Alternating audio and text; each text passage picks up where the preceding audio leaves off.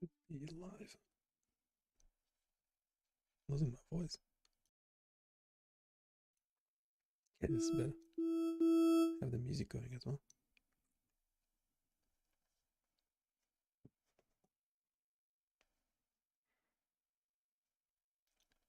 Have the music going as well. Oh, that's a false hand detection there.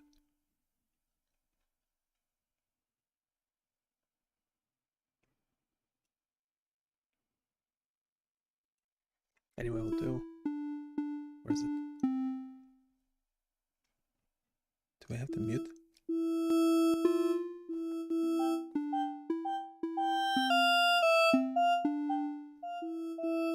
Can do a bit of music on the side.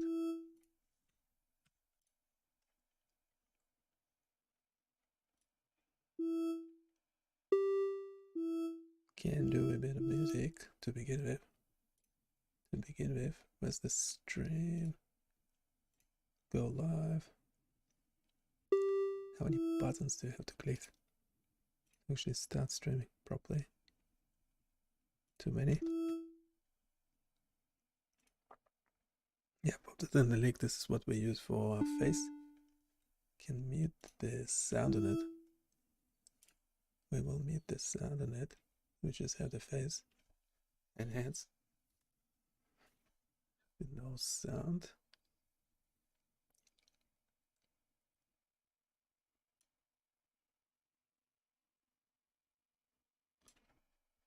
Ideally, we will have. Oh, what happened to? Really don't like it. The system's trying to limit the microphone.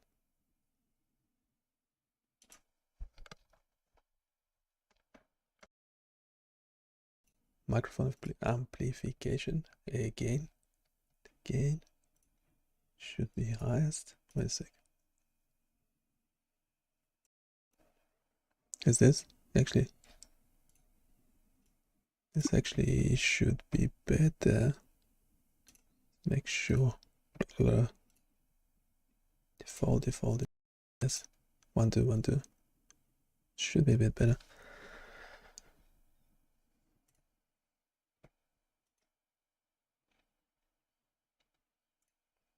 Okay, we have quite a few things. We have a review.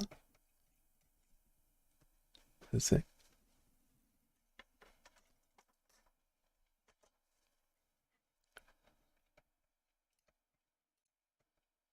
So we have Gemini Flash. One of the Geminis, whatever, doesn't matter. Whichever works. Doing a review of the website. And now a YouTube video, I forgot which one. But yeah, just mixing them together. That video is about the AI, whatever, code development. So it is relevant. So we'll just merge them together and do an overview of what we have so far. Then I'll make comments. We'll be doing some development. There's some new tools on the side. Should have a recent button. Yeah, then I'll forget to remove it, wouldn't I?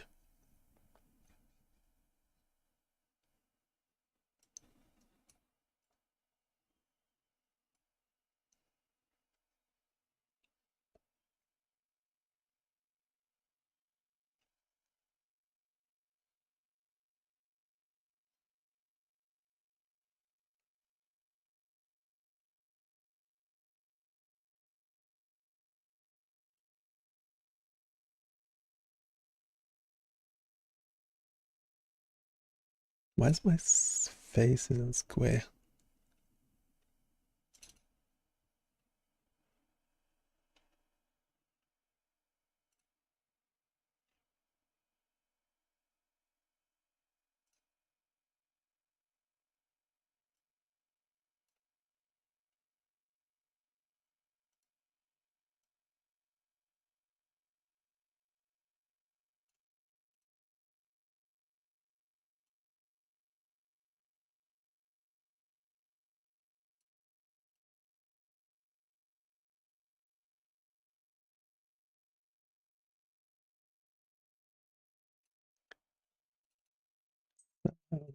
be square, isn't it?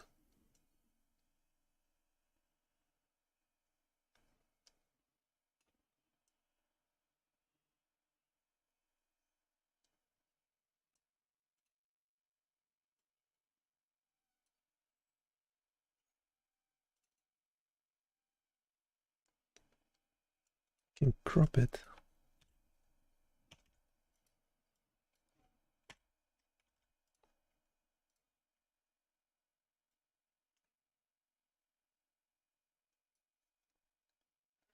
I don't know, is this a bit better? Should be a bit better, should be a bit better.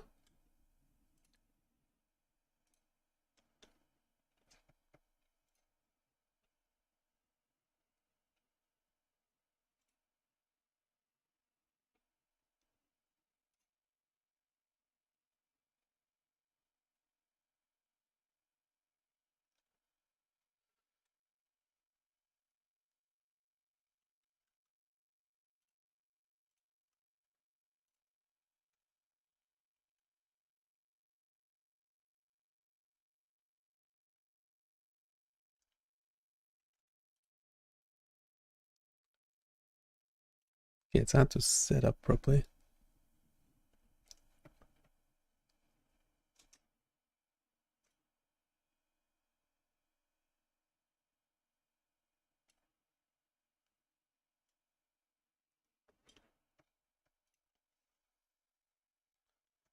Anyhow, I'll jump to this AI review and we'll go from there.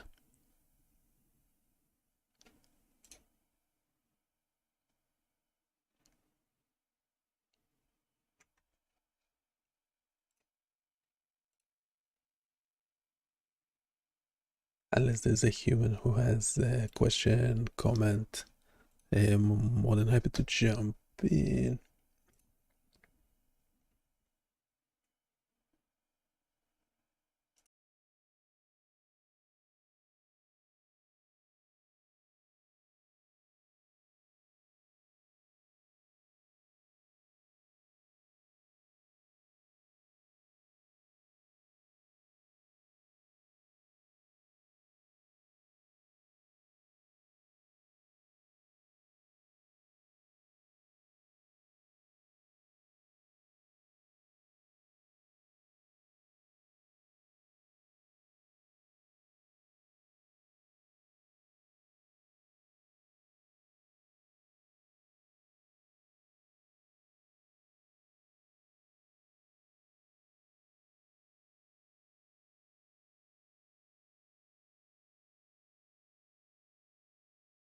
So, Josik, I've been reading this fascinating paper about the evolution of AI research, especially concerning reinforcement learning and large language models.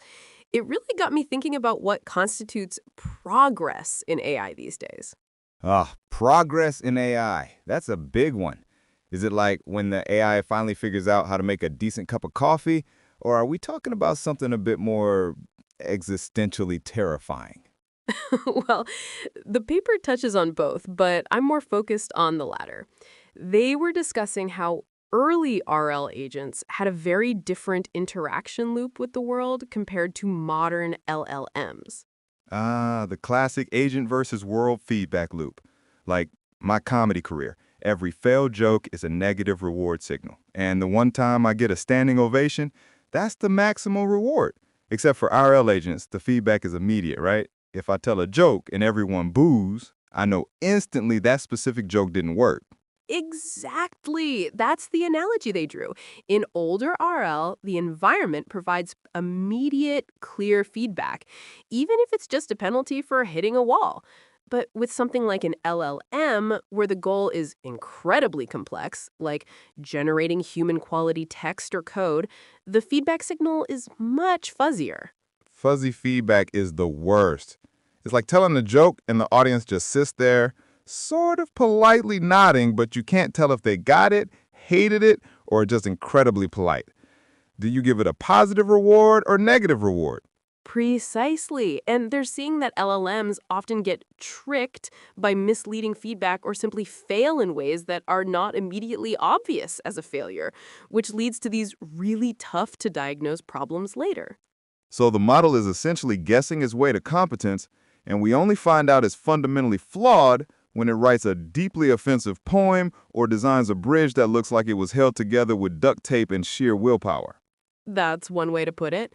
The paper detailed how some of the best recent RL models that can perform incredibly complex physical tasks like walking around, balancing, manipulating objects are still not as good at pure logical reasoning or math as a human. The classic robot vacuum cleaner that can write Shakespeare but can't divide 8,000 by 3.5. I hear that one a lot. Exactly. The sheer scale of computation and data they use means they can brute force a lot of things, but they still struggle with the coherent long-term planning or understanding that a human naturally has, even on simple tasks. So the taste of progress is there, but the substance of understanding lags behind. That's like an actor who memorizes every line perfectly, but forgets where they are in the play 5 minutes into the first act. I like that analogy. The ability to perform a task isn't the same as understanding the underlying principle that allows for transferability. The paper highlighted that the fundamental RL techniques, which are about learning from the feedback loop, don't naturally generalize as well across domains as we'd hoped. It's like I could teach a parrot to say, the stock market is up, by rewarding it every time the NASDAQ ticker goes up. The parrot would be a genius at predicting the market based on that single signal, but ask it to explain why it's up or what to do if the market suddenly crashes, and you'll just get a very confident and very expensive squawk. That's a great way to frame the limitation of relying only on that kind of reward-driven learning versus building in some structural, human-like reasoning first. So, what's the next big leap? Are we going to get AI that actually wants to learn, or are we stuck with just massively scaling up the parrot's vocabulary? Hopefully, the next big thing is incorporating more of that innate structured knowledge, like having the model read the foundational textbooks of physics or logic before it even starts the reinforcement learning loop. Less brute force, more actual teaching. The teach it math first, then let it try to write poetry approach. Sounds sensible. I'll be here ready to tell my parrot to write a new joke about the absurdity of it all. Thanks for the brain food, Misha. Anytime, Yosik. Always a pleasure.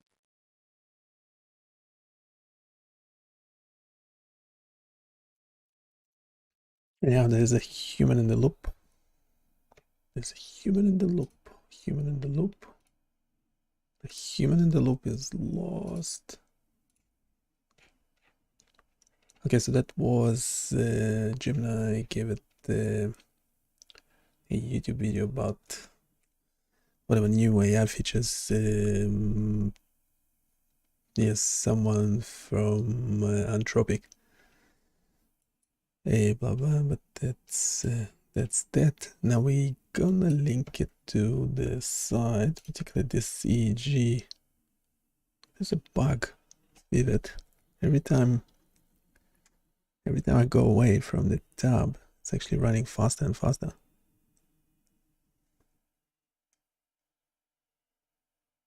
That should not be the case.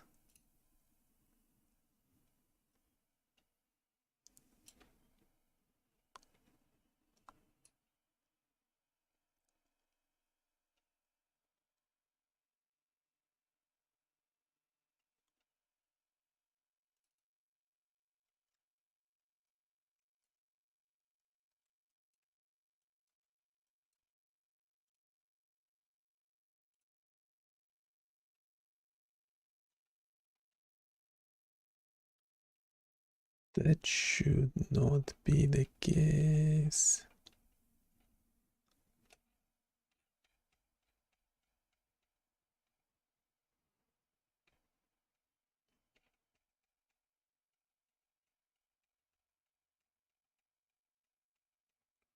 Where's the webcam filter that we made? This should be an updated version of it. It should be more recent. And doing edge detection. Edge detection.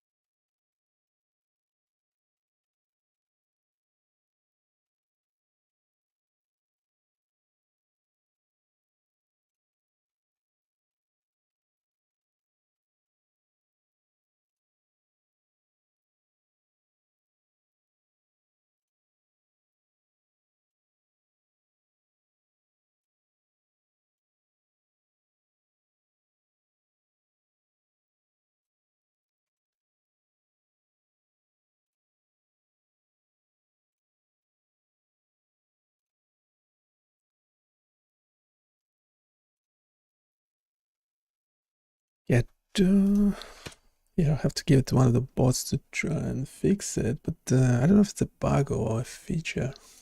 Turn it into a feature, wouldn't we? It's to do with the demo mode, which we did add later on, so we need one of the bots to probably restructure, whatever the term for it, the whole code. Because they're trying to fix something later on.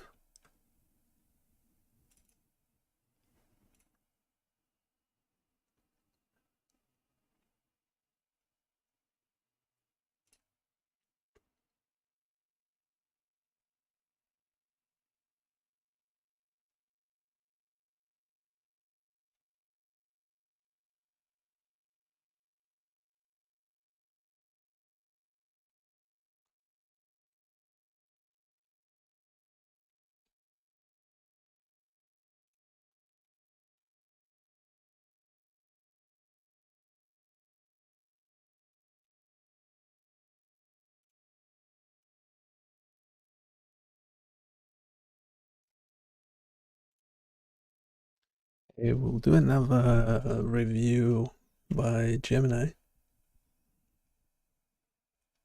Try to actually link it to this tool and the bit we were discussing before, the previous review.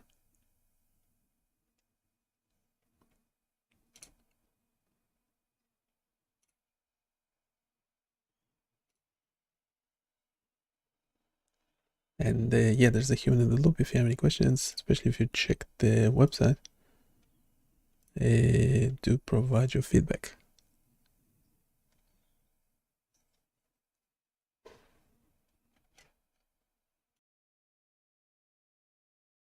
That's right, Yoshik.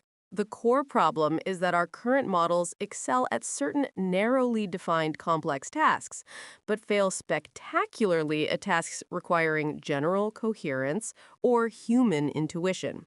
You could say they have the taste for math, but a very bland, one-dimensional palate for the real world. A bland palate, like a Michelin star chef who can perfectly execute a 20-step recipe for foam, but still struggles to boil water.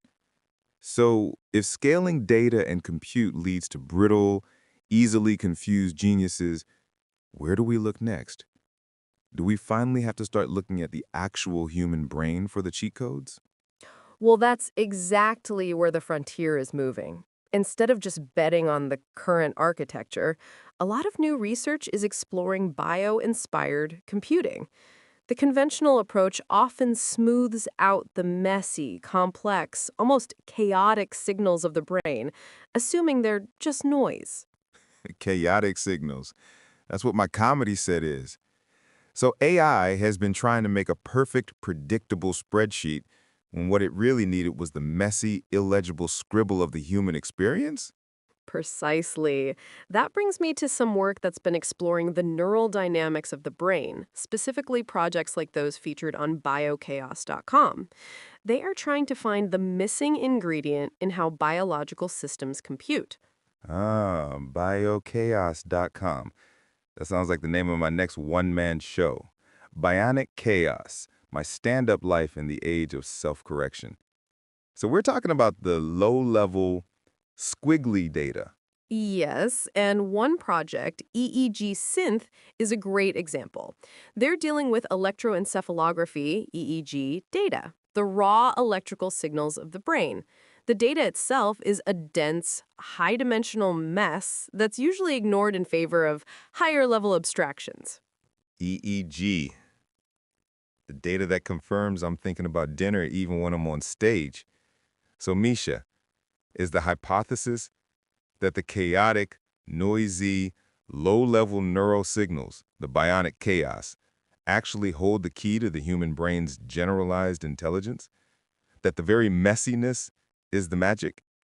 That's the emerging thesis. If we can understand how biological systems leverage that complex, near chaotic state to achieve robust, energy efficient computation, we can design models that can generalize much better. The brain isn't just a giant transformer with more parameters, it uses fundamentally different principles.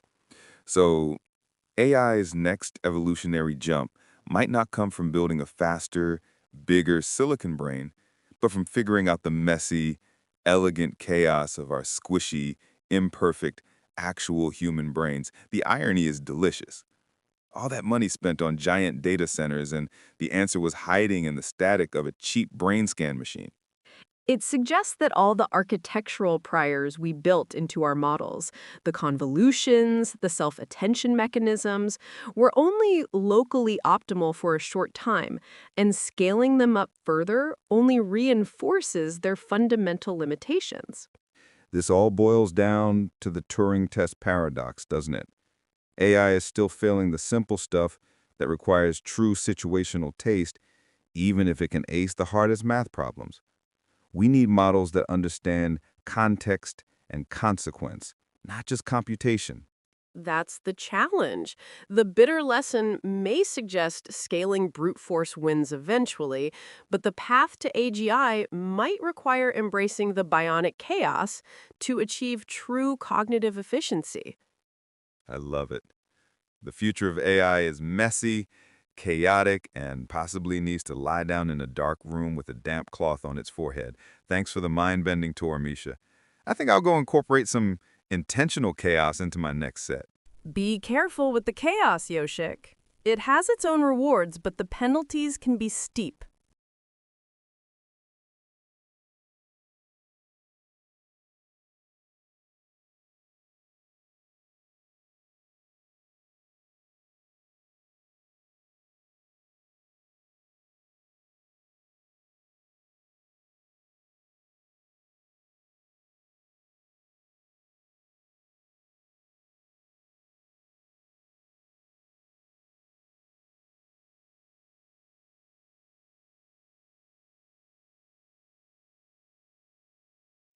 Yeah, I'm not sure if I'm getting anything out of it. That shit is a bit odd. That shit is a bit odd.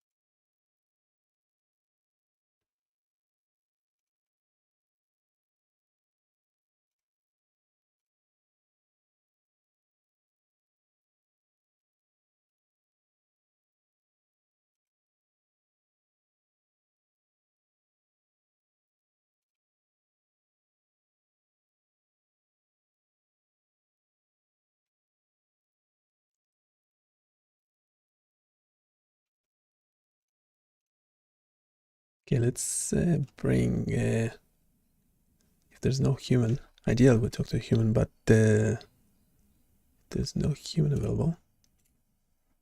Let's talk to prompt engineer robot. What do you see on the screen real quick? Just 2 sentences.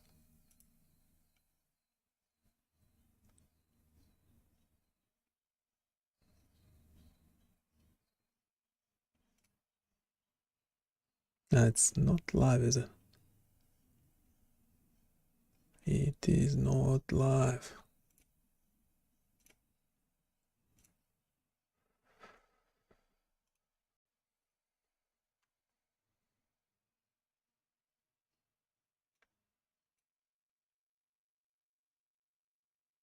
Probably need a different model. Different model. What? Can't change model. Wait, no, I can't now. There's only one. Okay, they changed a few things. It's only one model to choose from. That doesn't work.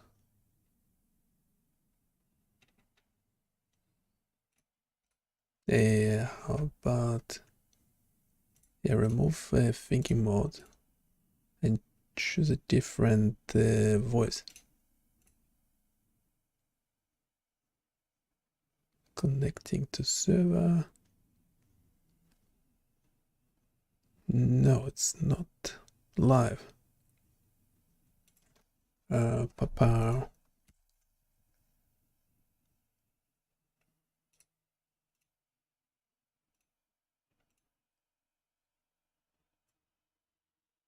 So just the default settings. What do you see on the screen?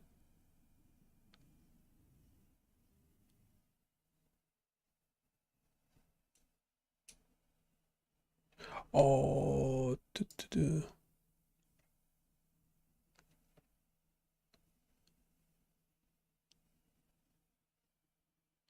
Okay. I think it's actually working. Wait a sec.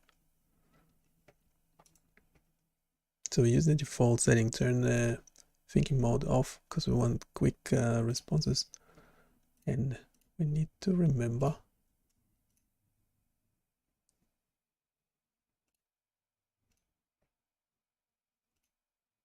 Yeah, let's share the screen. What do you see? What do you see on the screen, real quick? Just a general overview.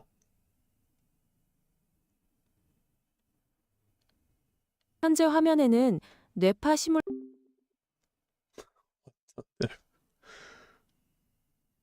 Where's the language?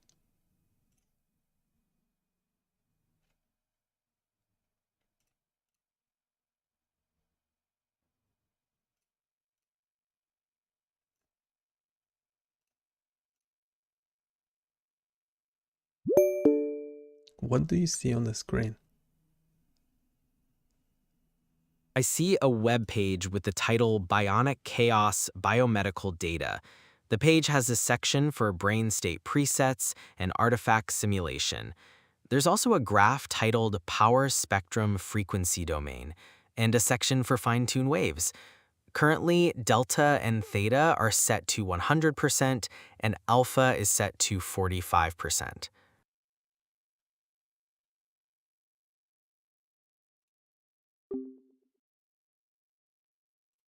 What? It just hanged up on me. Yeah, there's something wrong. Something wrong. There's only one model available. That is being Gemini 2.5 Flash Native Audio Preview 09/2025. Okay, that's the only one. Can give system instructions.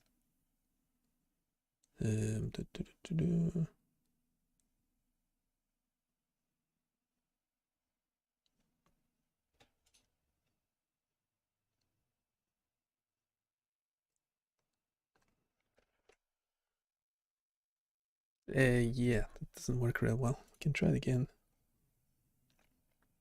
Anyway, everything we do is available on BioniChaos.com. Go check it out. Set it to all tools. Let's try it again real quick.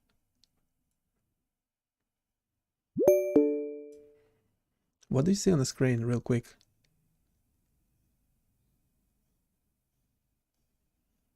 I see a web page titled BioniChaos, Biomedical Engineering.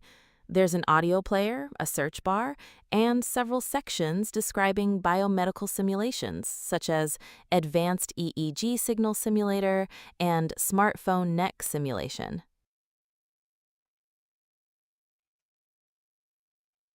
Okay, what else? I scroll down the page. What else can you see? The page continues with more simulations, including quantum wave function simulation, Hodgkin-Huxley action potential simulation, and interactive magnet simulation. There's also a guide titled Predictability versus Creativity, a guide to deterministic and generative AI.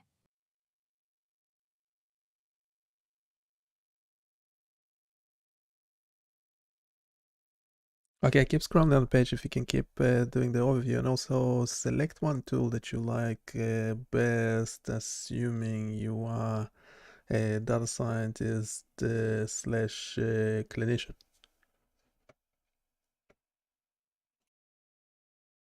Okay, scrolling further down the page, I see Interactive TMS Simulation, Action Potential Architect, Interactive Neuron Simulation, Interactive Spectrogram Generator, Interactive Brain EEG Simulation, and Fourier Series Visualization. If I were a data scientist slash clinician, the Interactive Brain EEG Simulation seems like it would be particularly useful.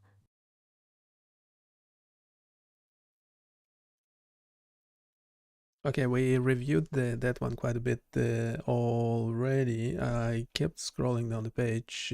Can you continue reviewing and also give a different suggestion as to what tool would you prefer? All right. Continuing down the page, I see AI that understands why, causality, and LLMs, high-fidelity Fourier simulation, the multimodal medical data landscape, an interactive report, and interactive guide to EEG technologies. Given the focus on data science and clinical practice, the multimodal medical data landscape, an interactive report, could be quite valuable for exploring diverse medical data sets. Would you like to know more about this specific one?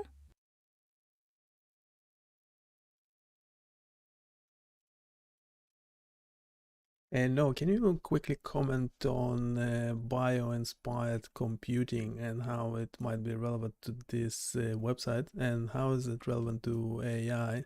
But don't mention AI.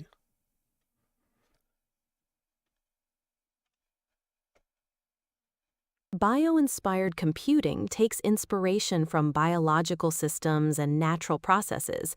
On this website, you see simulations related to brain activity, neural dynamics, and other biological signals.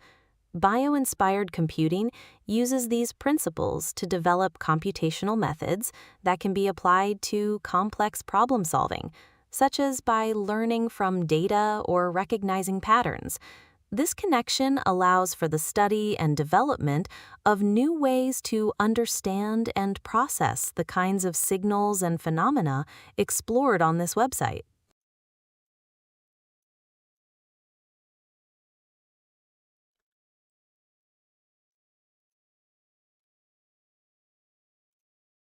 Would it be relevant to this particular tool? Yes, bio-inspired computing can be relevant to this EEG simulation tool. The tool simulates brain waves and artifacts, and bio-inspired methods can be used to analyze these signals to understand brain function, identify patterns, and develop computational approaches to interpreting biological signals. This aligns with the broader goal of processing and understanding complex biological data. Does that make sense to you? Can you give a more specific, concrete example, either from what you saw on the side, by the way, I scrolled down a bit further, or something else?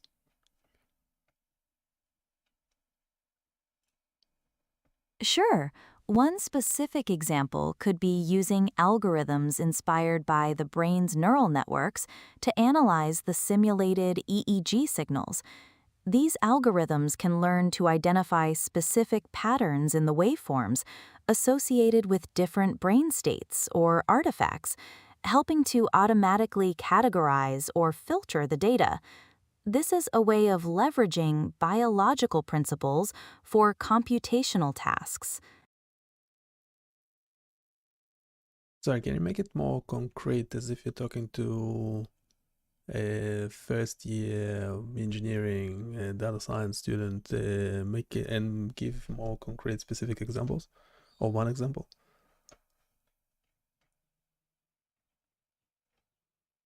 Imagine you're trying to train a computer to identify different brain states based on these EEG signals, like the ones you see simulated here. You could use a bio-inspired algorithm, like a neural network, and feed it a lot of examples of relaxed brain signals and drowsy brain signals. The network would learn the patterns in the data that distinguish between those states. Then you could test it on new, unlabeled EEG data, and it should be able to tell you what brain state is present. Does that make clearer how this kind of approach would apply? Okay, we actually lost the prompt engineer. We lost the prompt engineer, and the chat in that tab is whopping 1.5 gigabyte. So maybe it's a good thing we lost the chat.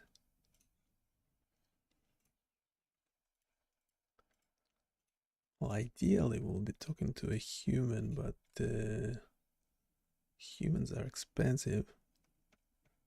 Very expensive to run.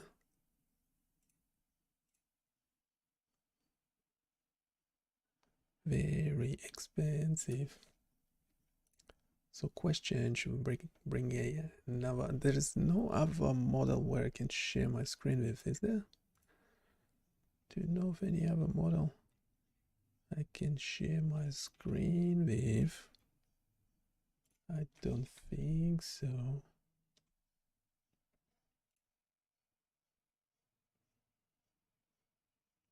And there's this funny bug which I'm not sure if we just should treat it as a feature.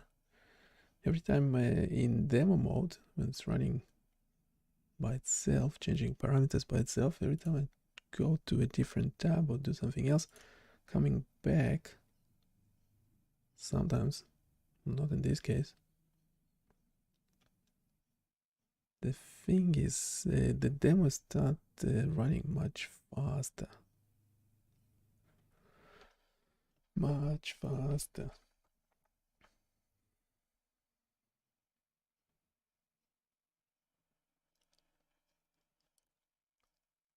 Yes, Sesame, what is it? Sesame.com is highly conversational, but then you can't, I don't think you can share stuff with it. Is it Sesame AI or? No, I think it's .com, is it? And I don't know how to spell it.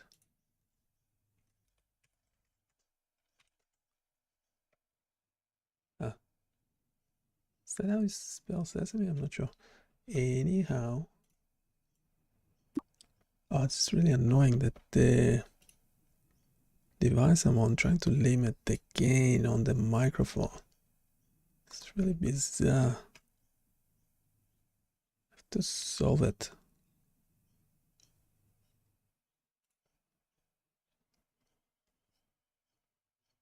I mean, you can do Perplexity. Perplexity has a good voice model as well.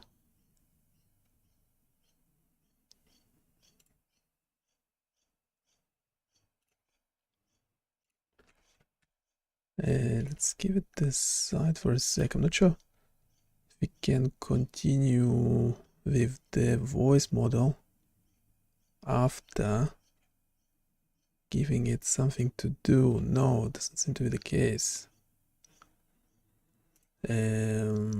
Yeah. That's not great. Perplexity. It can dictate, so it does speech to text, but I think you can do it with ChatGPT. Let's try it out. I give it the site.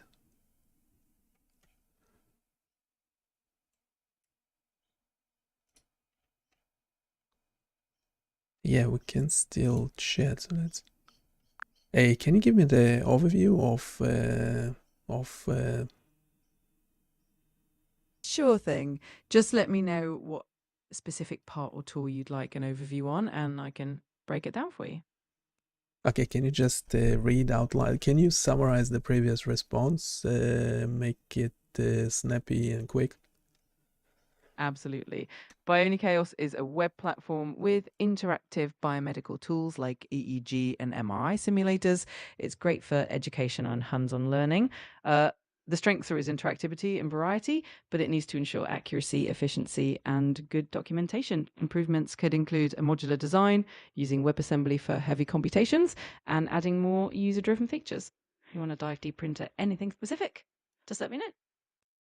Okay, just give me the best advantage and the worst thing about it as well. Sure. Best advantage, the interactivity of the platform really stands out, making it super engaging and great for hands-on learning. Biggest challenge, ensuring the accuracy and reliability of the simulations so users can trust the results.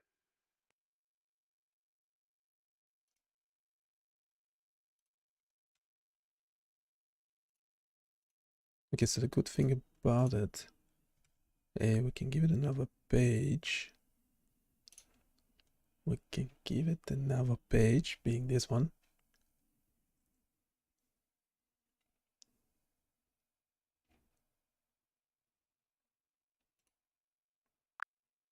Okay, can you summarize the previous response? Absolutely. What it does, the EEG simulator lets you create custom brainwave signals and artifacts, and you can visualize them in both time and frequency domains. Best advantage, it gives you full control and instant feedback, making it great for learning and testing signal processing ideas.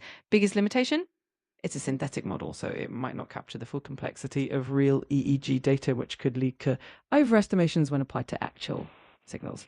Let me know if you want to explore anything further. What's the problem with synthetic data? The main issue with synthetic data is that it might not fully reflect the complexity of real world data. For EEG, that means it can miss out on certain nuances like non-stationary signals, intricate noise patterns, and the interplay between different brain regions. So while it's great for learning and initial testing, it may not always be a perfect stand-in for real data when it comes. Can we focus specifically on this web application? It does not assume we're recording from multiple places in the brain, for example. Can you comment on that real quick? Absolutely. This EEG simulator is essentially focused on a single signal or a single channel. So it doesn't simulate the complexity of multiple electrode recordings from brain regions. In real EEG, you get spatial information and the interactions between different areas of the brain, which isn't captured here.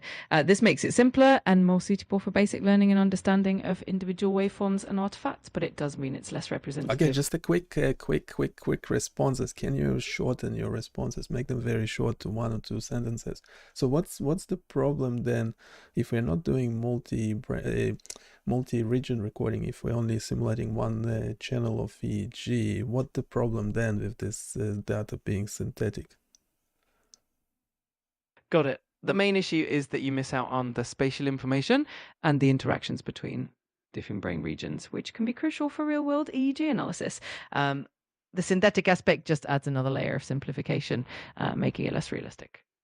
Okay, so putting that issue aside, so from the standpoint of single channel recording, what is the problem with the synthetic data being generated? The main problem is that synthetic data might not capture the full complexity and variability of real signals, making it less reliable for real-world applications and potentially leading to overestimations in performance. How specifically with this web application, how is it less reliable? We're doing artifact simulation. Can you mention which two? So we're doing muscle and eye blink. Then we can fine tune the waves with frequency, bandwidth, amplitude. So what specific problems are they? Can you do a quick response, 1 or 2 sentences top? Sure. Even though you can simulate muscle and eye blink artifacts and tweak wave parameters, the synthetic artifact may not fully capture the unpredictability and complexity of real physiological artifacts, which can affect the realism and reliability. Can you be more specific and quick? Absolutely. The synthetic artifacts might lack the variability and non-linear characteristics of real muscle and eye blink noise, making the data less representative of actual conditions. Can you give a specific example? What do you mean? Sure, for instance, real muscle artifacts have unpredictable amplitude and frequency variations depending on the person's movement, whereas synthetic ones are usually more uniform and consistent. This difference can make the synthetic data less realistic.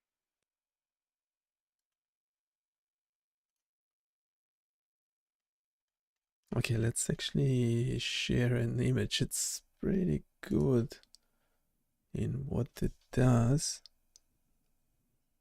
Let's do a full screen.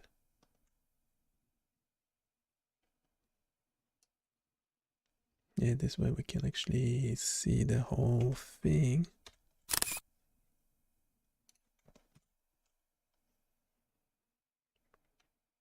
I'll just give it this image without prompting.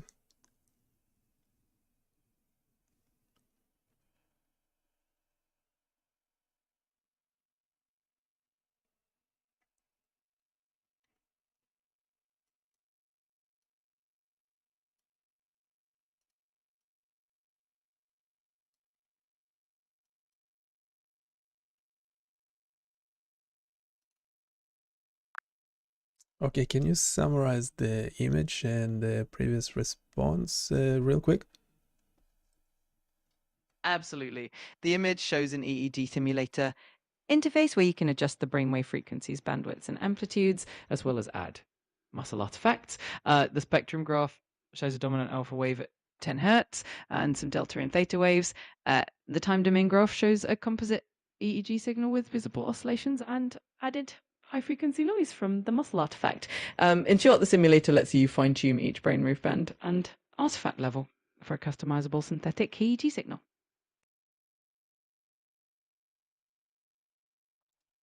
Okay, so going back to the previous discussion, assuming we only simulate, as you can see, we're only simulating one EEG channel, what might be the problem with this synthetic data? The main issue is that it doesn't capture the complexity of multi-channel data, meaning it can't reflect the spatial interactions and nuances that happen across different brain regions. This makes Can it... you forget the multi-channel data? We are assuming single channel, full stop. Got it. In that case, the main limitation is that synthetic data might not fully replicate the unpredictable variability and complexity of real physiological signals. This means it can be less reliable for fine-tuning algorithms or for realistic training. Specifically from the image attached, can you elaborate on what you mean?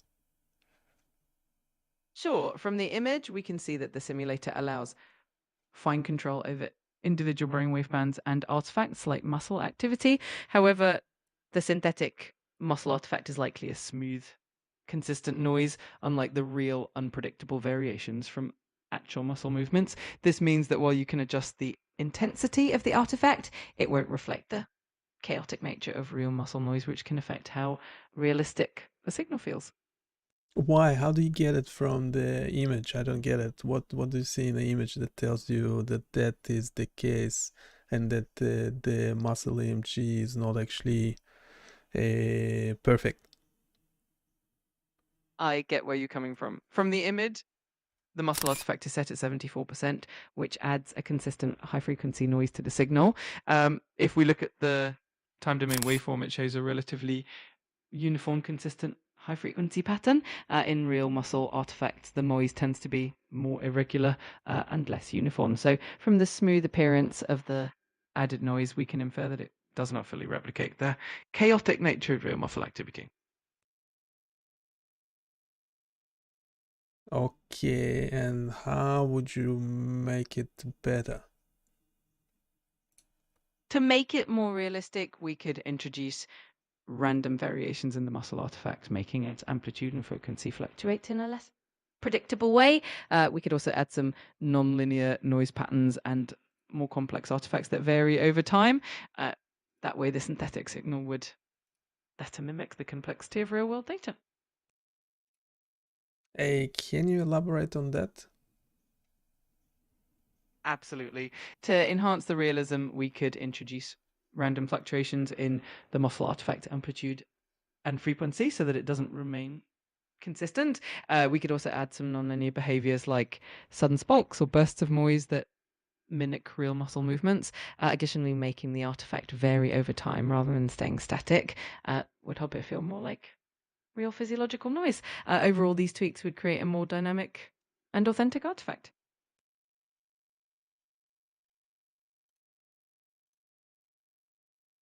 Okay, it's actually pretty good. Thank you very much. And we have it as text, so we can turn those into prompts.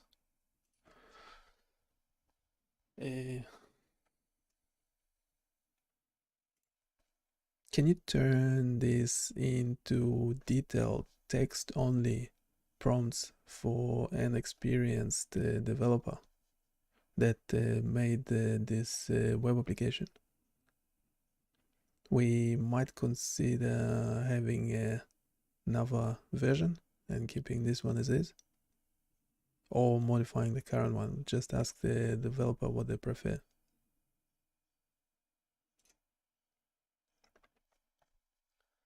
Just turning this into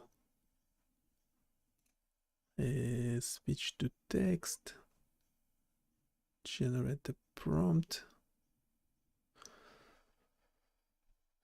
It's actually writing it like an email. It's just super weird.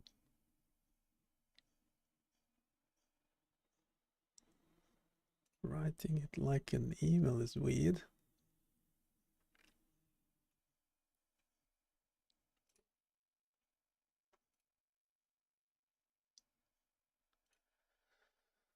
By the way, we ideally talk to humans. Yeah, talking to AI bots is not ideal.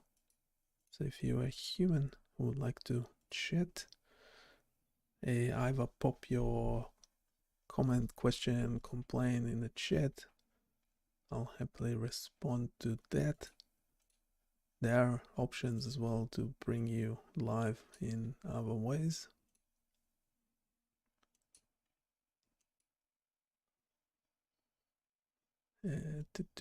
Doing enhancement to this, trying to make the muscle there more realistic. Yeah, we need to fix the demo mode there as well. So I don't know, probably have it as a separate version. Separate version. Well, mainly because we don't want to break this one. So should we go coding, or do we have any other questions about any of the other tools? Everything we do is eventually available on BioniChaos.com. Go check it out right now. Also have similar to EEG similar. Yeah, there's this bug thing where you go to another tab and then come back. The demo is running super quick. Don't think that meant to be the case, but we can think of it as a feature. Anyway, the demo mode does some weird stuff, but you can interact with it yourself. So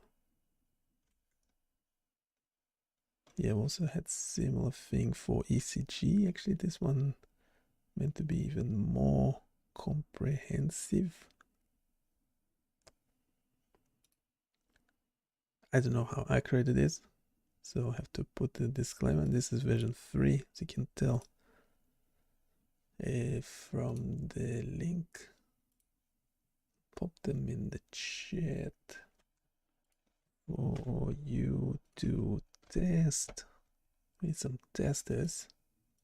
Obviously, not gonna pay you for that. Well, we did it for free as well. Tachycardia. What a ECG? What heart condition do you have? Hopefully, you don't have any. But if you do, if you were diagnosed with any of those, you can actually go and see how they look like on an ECG. How good is that? I think I've been talking for too much. Can give one of those tools to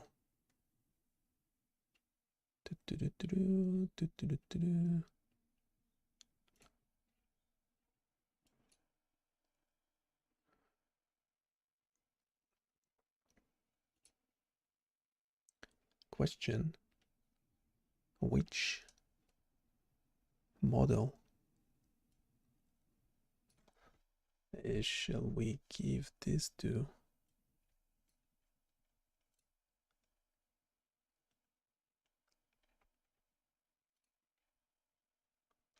It's a good question. Good question.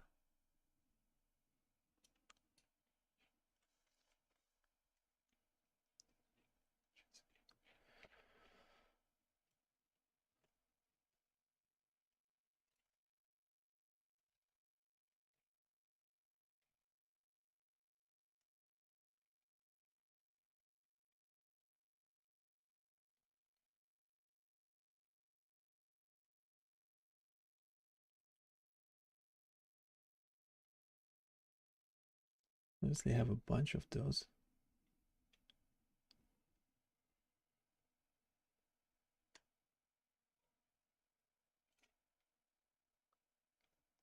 This will be the most promising one.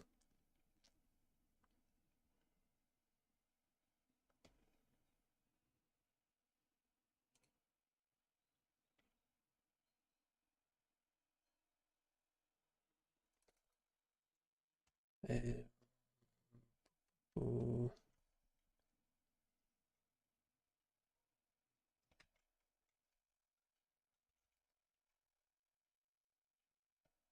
shall we leave this one as is?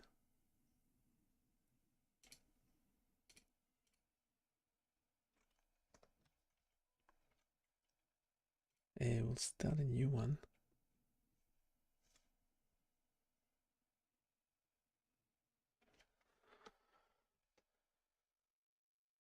It has 12 minutes overview as well. Yeah, we'll get rid of it. Oops.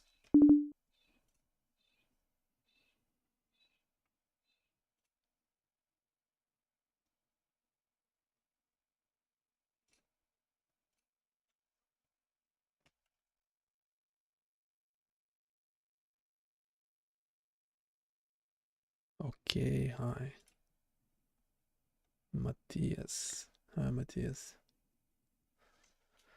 I don't know what the delay is. It might be like 5, 6, 7 second delay. So it's like live, but yeah, it's like real time more than live. So I have a second version of this simulator, signal simulator. And yes, we are meant to be an expert in this field. Oh, we have some report as well on this. Is there a report at the bottom of the page? Yeah, there is a report. Oh, come on.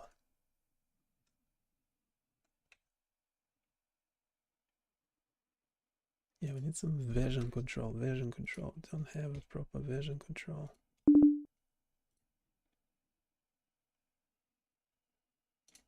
I don't get it. Okay, so we'll run it locally. We'll run it locally. Yeah, we did it many times before, so it does feel like we're doing it for the first time or something. No. Did this many times before. Okay, open live server. So run it locally. Yes, we can pop it on in this browser. We'll give it to a Gemini 2.5 in AI Studio. I'm not showing it for whatever potential copyright. Well, don't need. Like, I mean, yeah, we have to. We show it, like papers and stuff. By the way, if there's any papers you want me to review, relevant papers, more than happy to do that.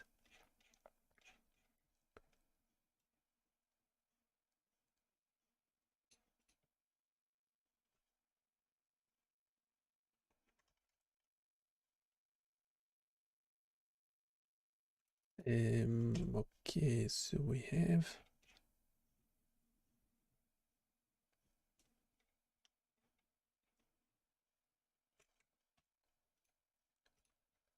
a very long prompt, and we pop it as a comment at the bottom of the code, so we have everything in one place.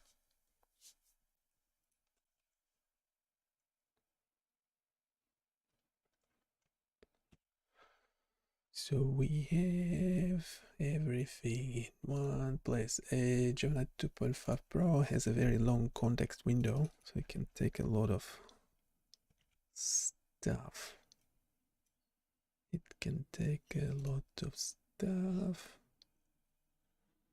That's in AI Studio, not on the website.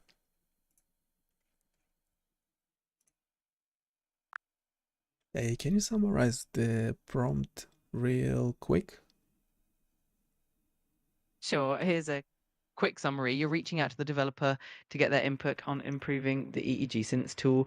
The idea is to enhance the realism of the muscle artifacts by adding random fluctuations and burst-like behaviors. You're asking if they prefer to update the existing version or create a new advanced version. You also outline the specific changes like adding stochastic noise, time-varying artifacts, and an option to toggle these advanced features on or off.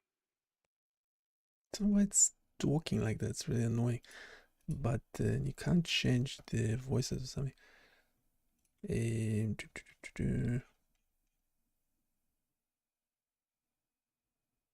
don't know how to share stuff with it. This is a response from the developer. You do speech to text.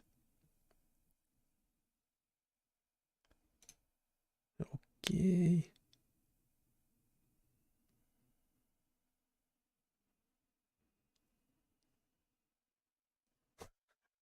Now you essentially have like ChatGPT talking to Gemini. Gemini is the developer. ChatGPT is a prompt engineer. Yeah, good luck to us all.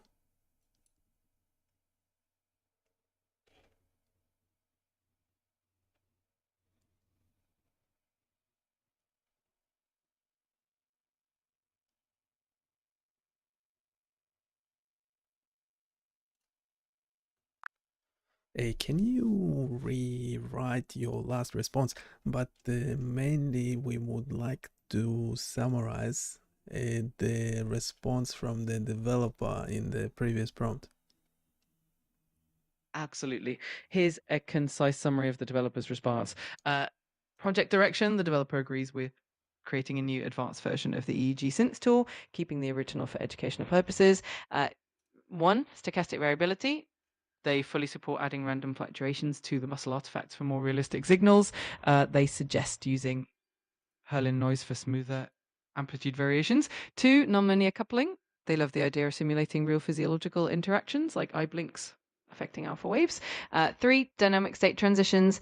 They agree on implementing time-varying presets to simulate changes in mental states. And 4, they support moving the core processing to WebAssembly for better efficiency and modularizing the code.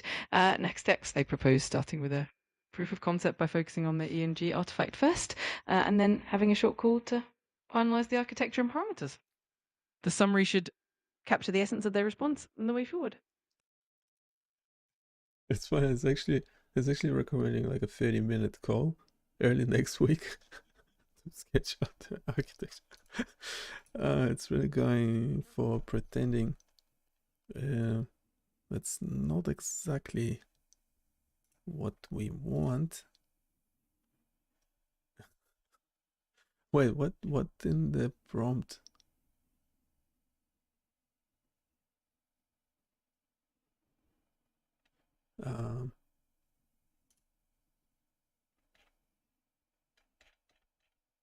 Yeah, there was nothing in the prompting for that, for pretending to be a developer.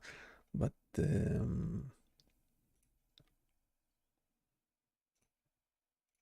I guess I would like to actually update the code. Yeah, focusing on the EMG, like a better EMG noise generation would be great.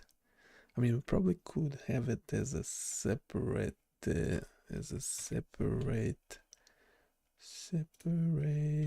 tool. Separate tool.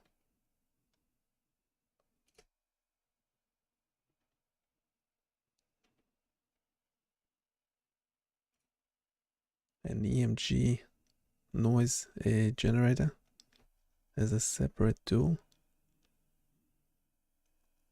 What do you think of that?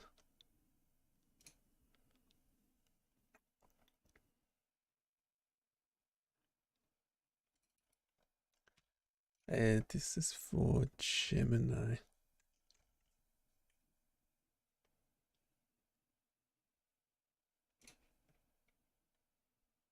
Let's see what it does in terms of code. Eventually wanted to just do the coding for us.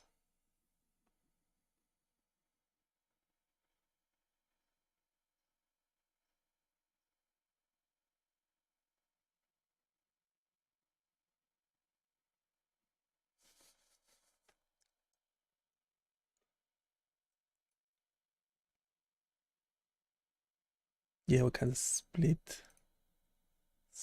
the things into separate things. With this one, we only want to fix. Yeah, we won't be forking it, whatever it's called.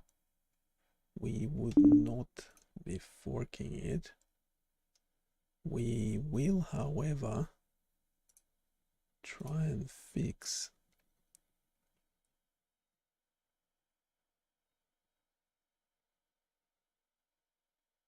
We will, however, try and fix the demo mode. So maybe it's running locally, demo mode.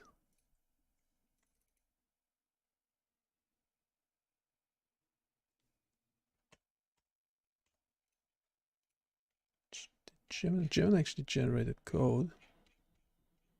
Oh yeah, it's not being lazy. That's a good thing. We don't like lazy. It's still generating.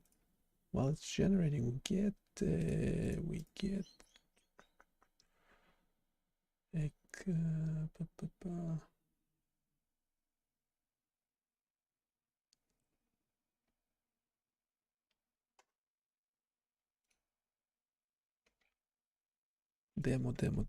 demo.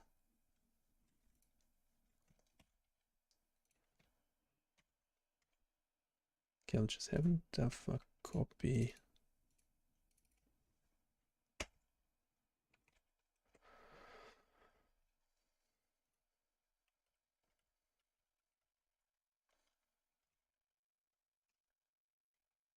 Mostly it's just organizing stuff, isn't it? I'll find a demo. We have the demo button. Yeah, demo button, demo text. Okay.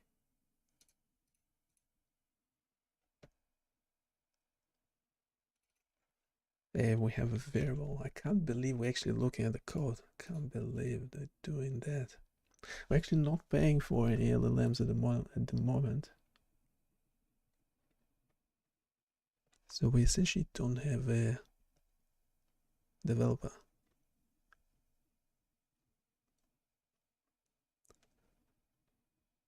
But we are interviewing. These are AI developers before all the humans jump up and down, submitting the CVs. We can not. Oh, if anyone can tell me how I fix the gain on the microphone, it keeps reducing it. It's like some sort of safety feature. That is ridiculous.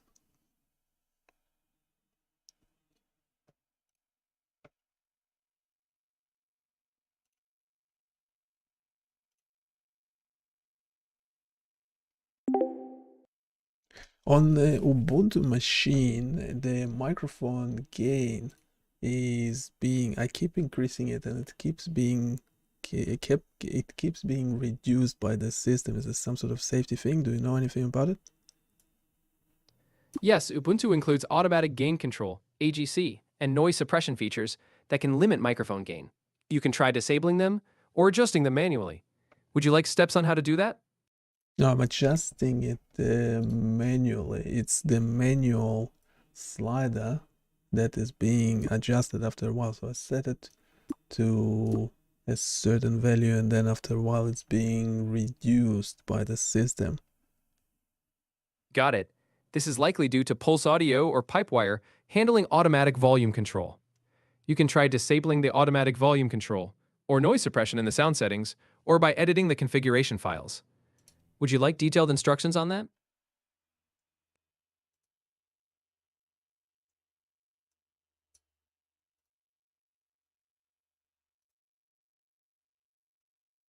I can't check it from the... Yeah, I'll have to. Where's the chat? The chat just went. Hey, it went away. This perplexity. The voice is nice. The voice is nice. Shall we get back to what we were doing? The demo button.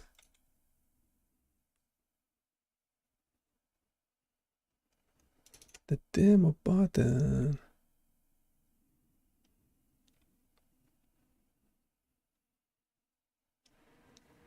The other thing is that we don't have access. How do we open it? Oh, come on. Explain.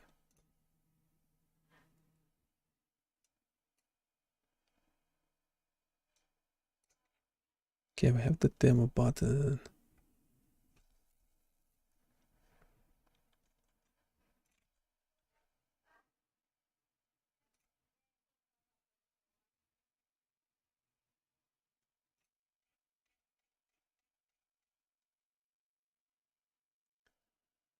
We have the demo button. We have that EMG as standalone EMG signal. The demo mode is horrendous.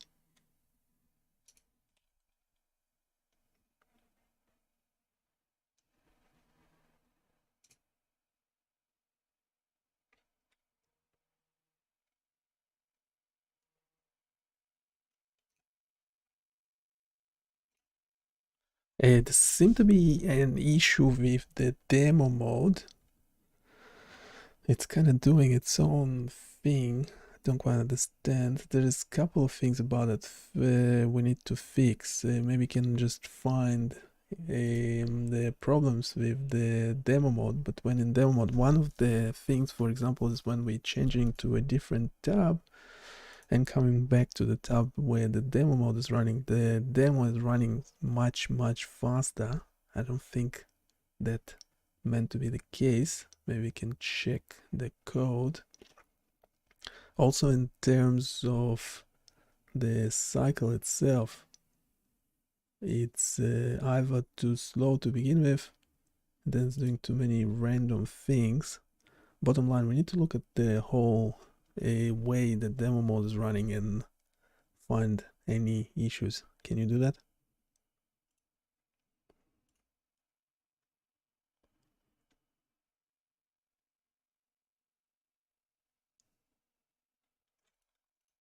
So give it directly to GPT-4o within Studio Code, Visual Studio Code. So we're giving it the whole code, this 1,000 lines of code. Yeah, we added this feature later, and that's why it's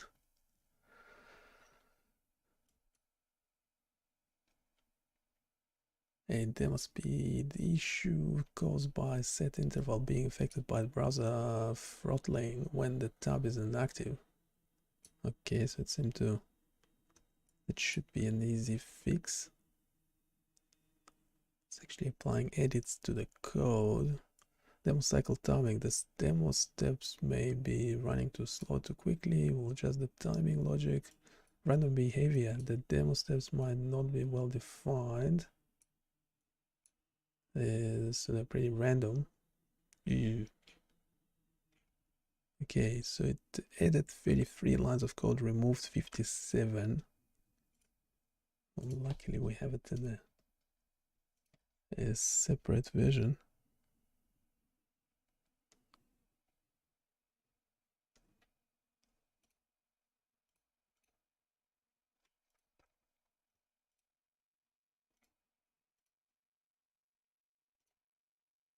Yeah, good luck with that. ChatGPT 4o fail.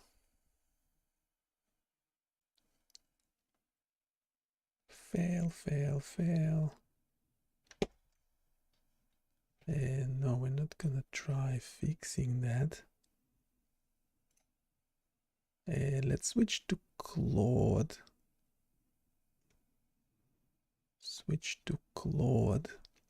Why do I have a feeling Claude will be able? And how do we retry with Claude?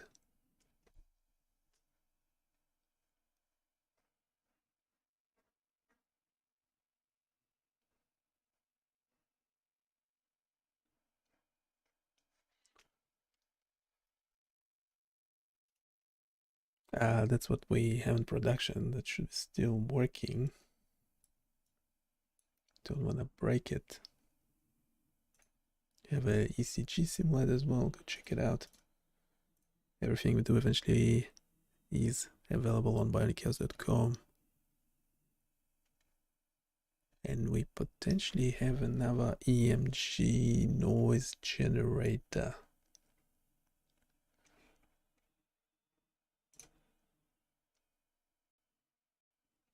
Which we kinda had a fake version before.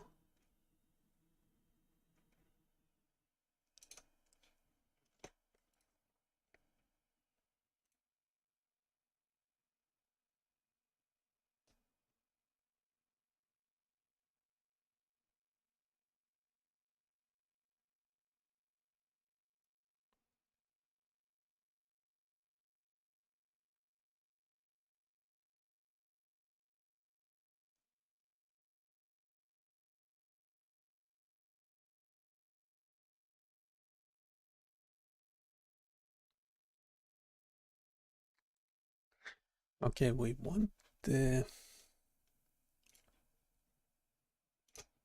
Okay, so for the demo mode, I'm not sure. So it seemed to be working right now, but we want the demo cycle to be specific. We want For the current brain state preset, we want the muscle to go gradually up, back down, eye blink up, back down, and then the fine-tuning waves.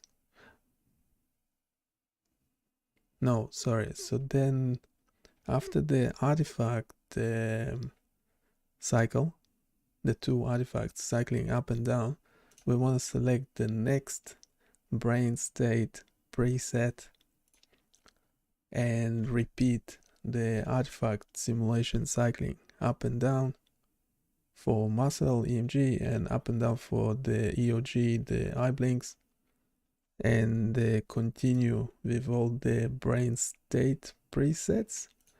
After we have done with those, we just go randomly changing the fine-tune waves, but cycle them one at a time up and back to where it was the next one. So go through delta, theta, alpha, beta, and then repeat the whole process from the beginning. Can we change it to do that? We'll give it to Claude Sonnet 3.5 because it seemed to be good at things like this. Maybe not. We'll see. We will see.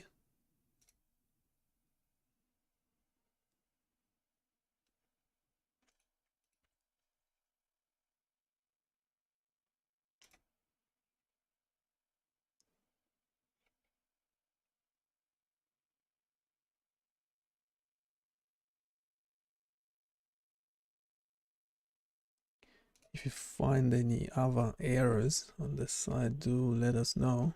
We'll try fixing it. Maybe.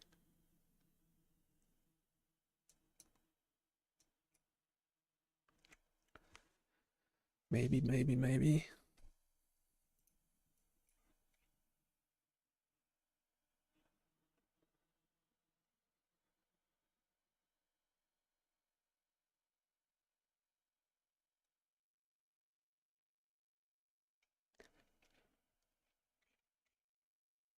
Okay, we added 124 lines, removed 78.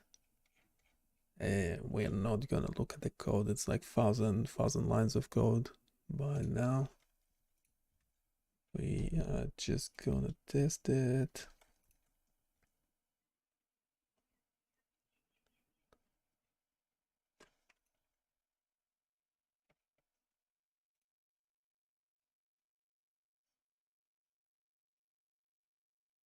Yep, that's what we said. And should move to the next one. That's perfect.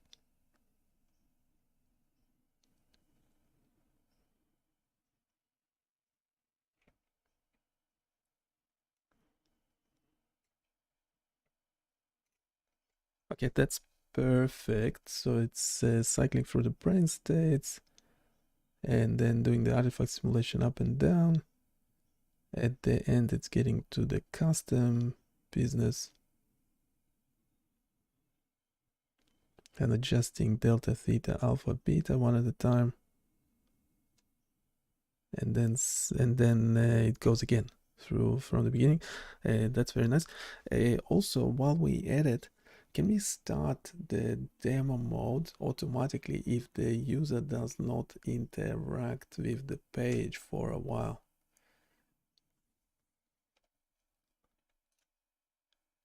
Can choose the time delay by itself because it's so smart.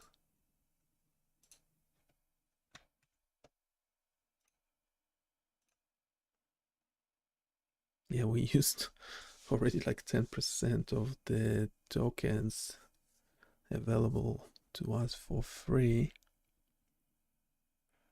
Might have to pay for it at the end. We'll see. So far, so good.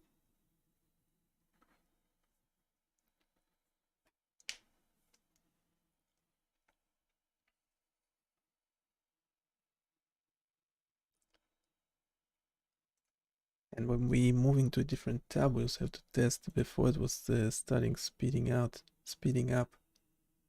the demo. Now it just stopped the demo. Is it because it's changing the code? Probably. Okay, so it added 36 lines, didn't remove anything. That's what we would expect. Now the code is a whopping 1062 lines. Okay, and it should, in theory, start the demo.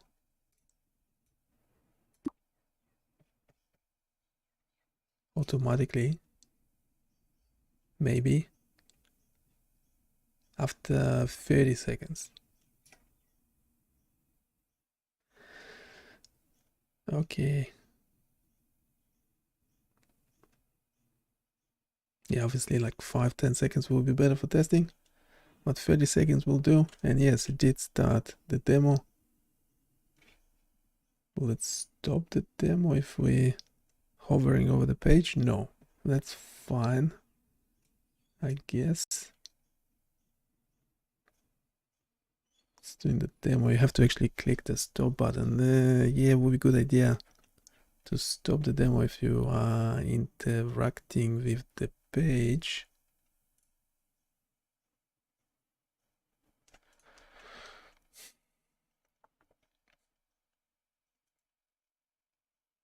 Okay, this is working really well. Can we make it like half the time, 15 seconds instead of 30 seconds to start the demo if the user is not interacting with the page for 15 seconds? And also, if the demo mode is already running and the user interacting with the page by moving one of the sliders or clicking on anything, maybe we can stop the demo in that case. What do you think? Well, we shouldn't say what do you think, because it says so less. Yeah, what do you think it's for the viewers? Claude doesn't need the what do you think, just make the changes. Just make the changes. Make the changes, please. Make it work. It is working pretty well. Thank you, Claude. And this is a 2, 3, 4 year, whatever, 3-year-old, 2-year-old model. Change the auto start delay. I've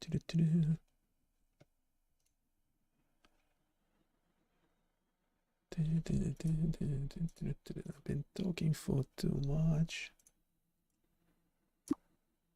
Oh, the audio.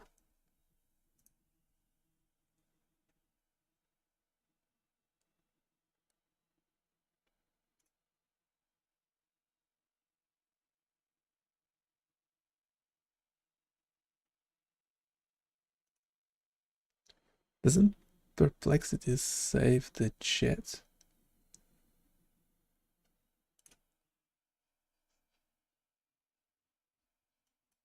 Ah, yeah, no, it does.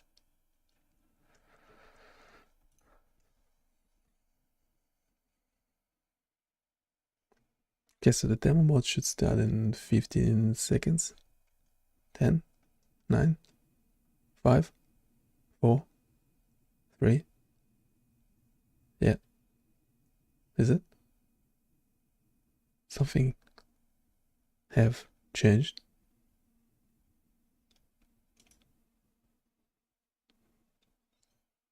Did it stuff something up?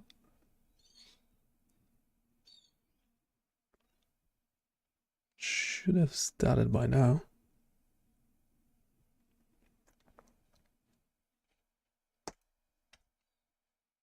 Ooh. Lots of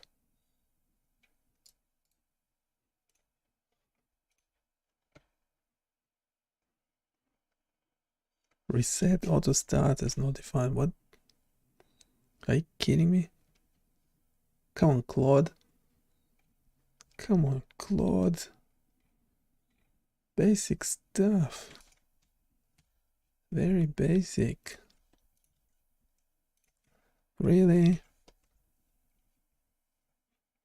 I have to guide you like a baby developer?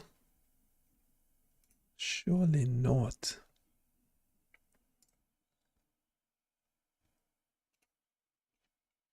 Yeah, let's fix. Great idea. I didn't expect that.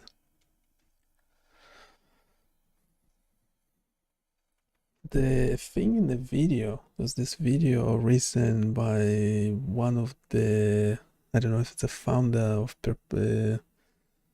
not Perplexity, all these names, whatever, who makes Claude, the Anthropic. And they said how now they can code for like 30 hours straight, and it makes these great, great things. Why did you add Tailwind? Did we have it to begin with? Ah, don't care.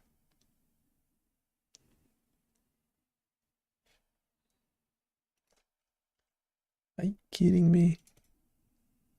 Okay, now it's hallucinating like after a few prompts. What are you talking about coding for 30 hours? That's impossible.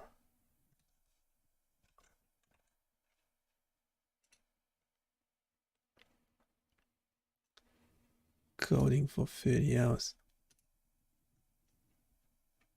What's the video called? There's this Australian bloke who's used to be working for Google, now moved to Anthropic. I forget the name, doesn't matter. Yeah, he was saying they're coding for 30 hours straight, and it's making all this great stuff. I do not believe it. Do not believe it.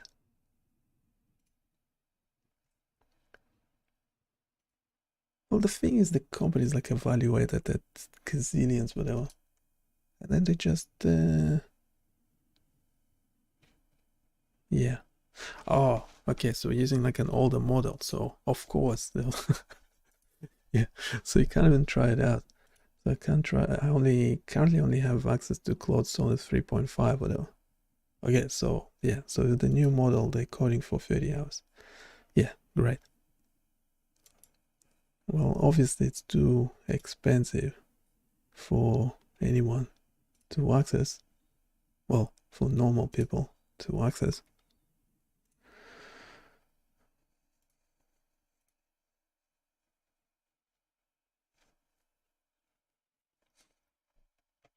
Anyhow, it's working.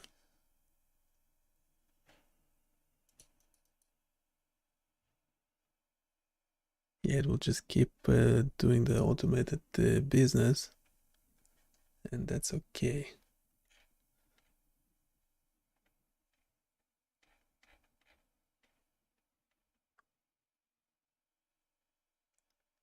And still the 30-second business, isn't it?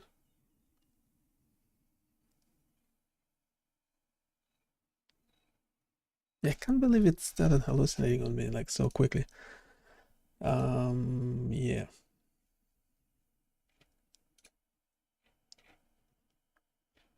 And we have another tool.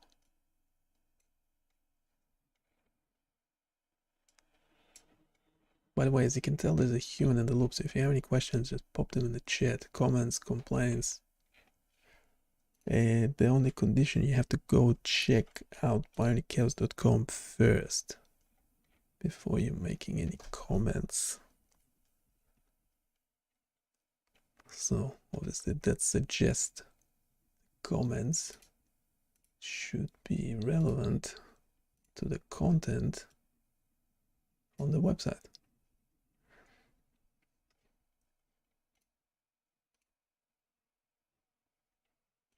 So I have a better version, supposedly.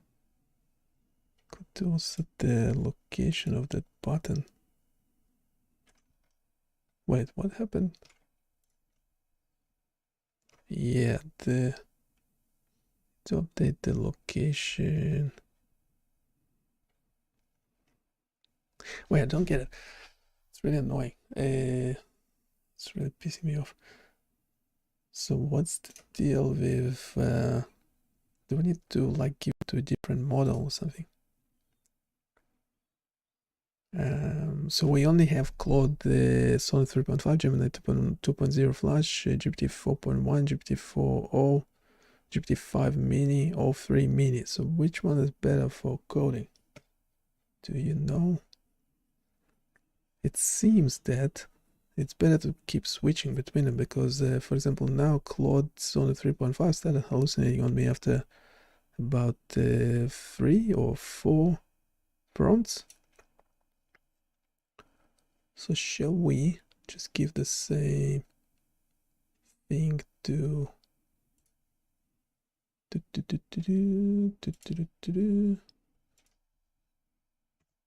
Gemini 2.0 Flash? To give the whole code, don't we? Need to give it the whole code because I haven't looked at the code. Could be lots of rubbish in there. Undo 2 edits. Yes. Yeah, because we went manually reverted to 2-3 versions before this one. Get rid of the hallucinations, hopefully, and now we're changing the model. See how that, if that helps. So it knows what to do. It knows what to do.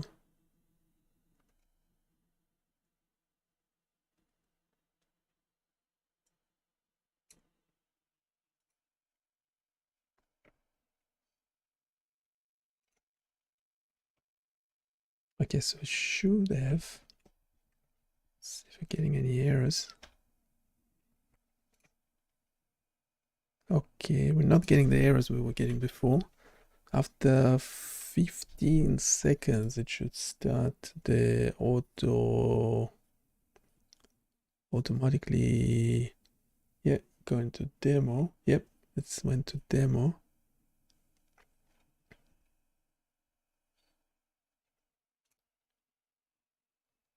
Yeah, and when we hovered over the page, it turned the demo off. Thank you very much. Manual.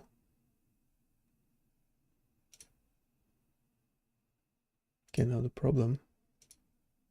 Yeah, there's a problem. Ah, okay. We can't use it.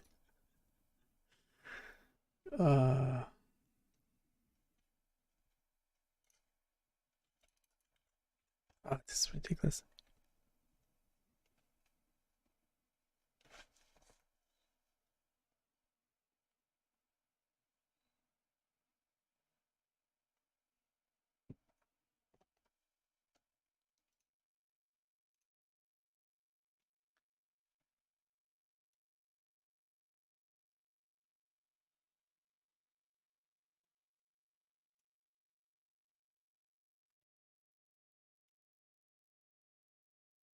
Yeah, it's Gemini 2.0 Flash.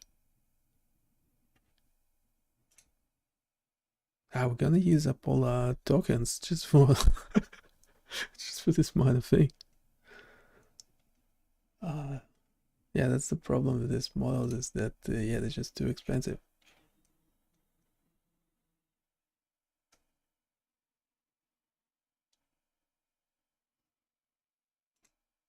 Okay, so that works. It's starting the demo mode after 15 seconds. When I interact with the page, the demo stops. Now, problem, maybe instead of me hovering over the page, the demo stops, we should do an actual interaction, like an actual click, instead of hover over. Well, the other reason for it being that I cannot start the demo mode manually. Well, because my mouse is hovering. So, do you know what I mean? Can you fix it?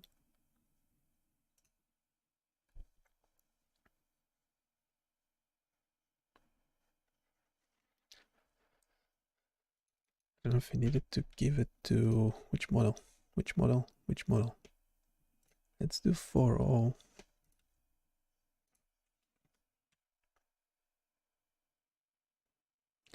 So just keep changing models to see if that prevents hallucinations.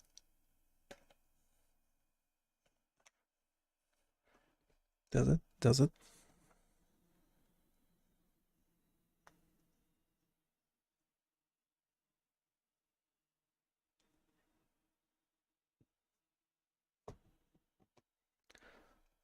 Does it prevent hallucinations? Thank you for subscribing. Thank you for the likes. You can also support the project. We have Patreon. You can support on YouTube itself. It should be easier if you're already on YouTube.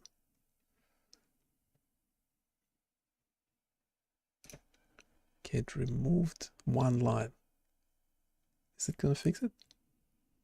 Okay, so it should start automatically. The demo should start automatically in 15 seconds. The demo should start automatically. Yep, it did. Then when we hover over, it should not stop. That's correct. If we click on the page, it does stop. We can start it.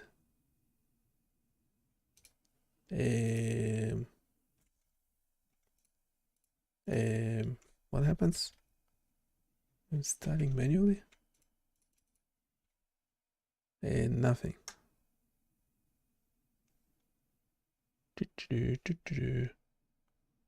This is weird. This is weird. I thought it's not starting manually because of I'm hovering over.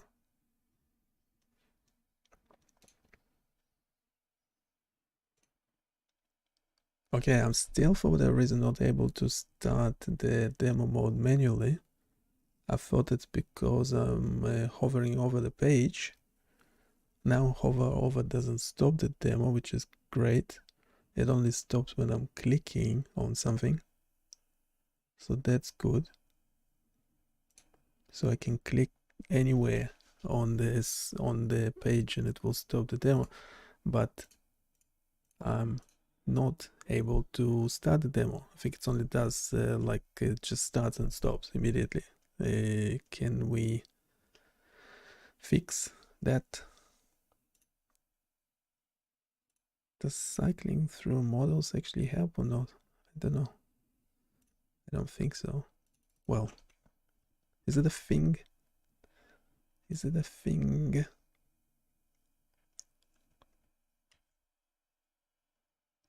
We're going back to Claude. Claude is the one that originally started hallucinating on us.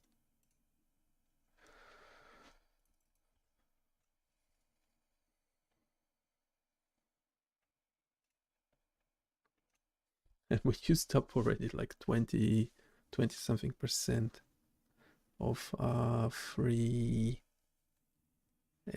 tokens, whatever prompts.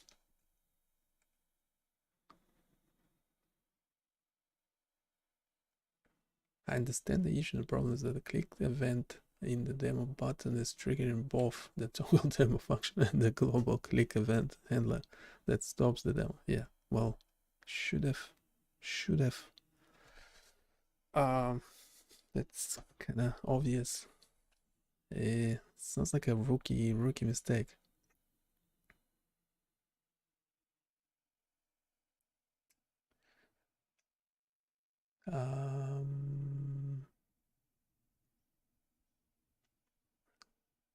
One trigger the auto stop.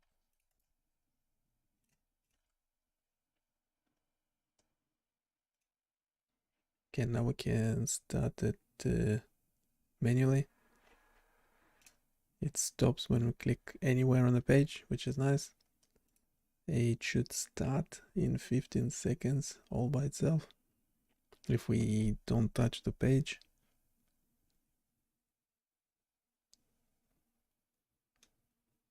Oh wait, we haven't actually accepted. I was pretty sure we did. Let's clear it.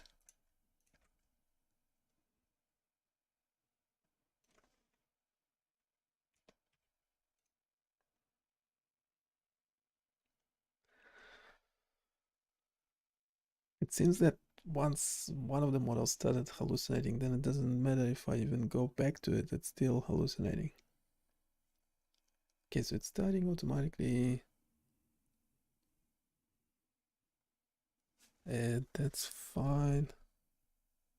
I can stop it, I can start it. It starts. So what's the error?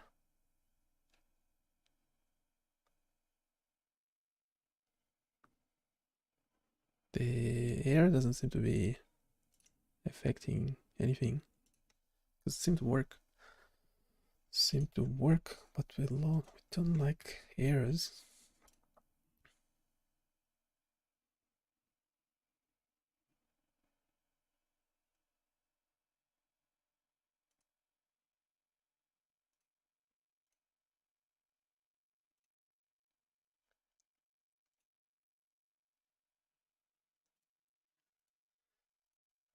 Thank you for subscribing. Thank you very much. But mainly, we would like you to go check out the website. All the tools we make are on the site. We have another EMG simulator, by the way.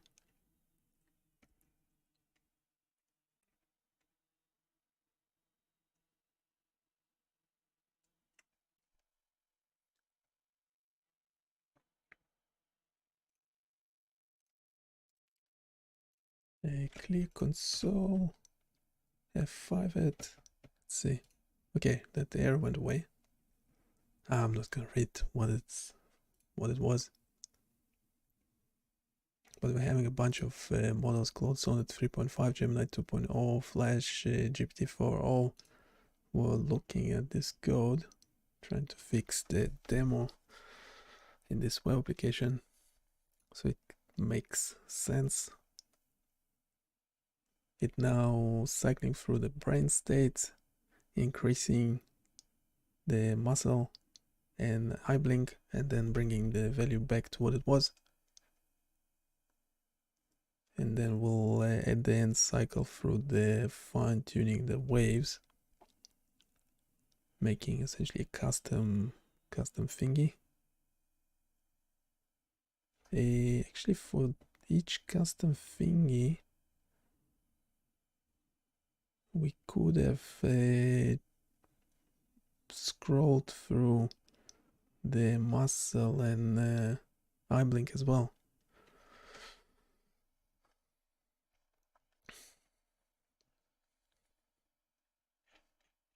Shall we do it or leave it as is? What do you think? What do you think? Okay, we also have this EMG. What shall we call it?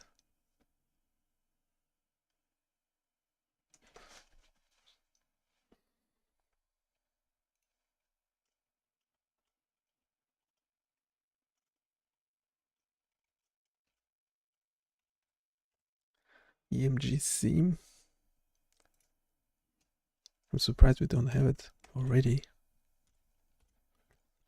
Okay, index HTML, so it's mainly HTML, JavaScript. Mainly HTML, JavaScript, CSS.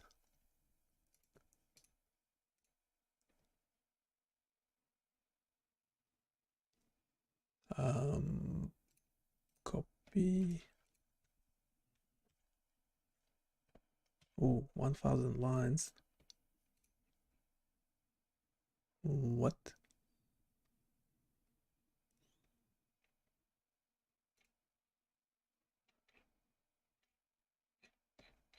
Didn't I ask for? What did I ask for?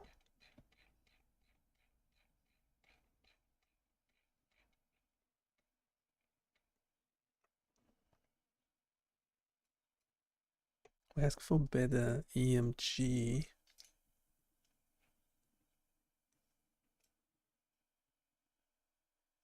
It actually did a better EMG. Surprise, surprise. But now we like split them into two versions. Yeah, so the EMG over here, you can see that it's adding this random EMG bursts. That's very nice. Yeah, the previous version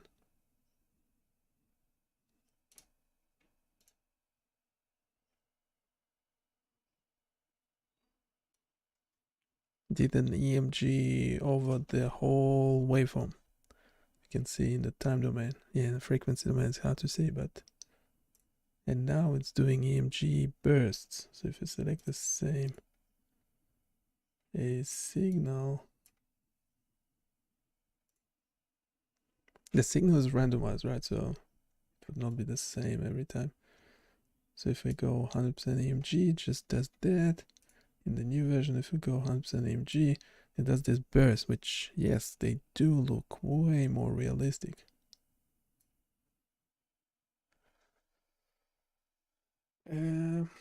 Question now, how do we combine the two versions? I thought that we'll be doing like a separate EMG simulator.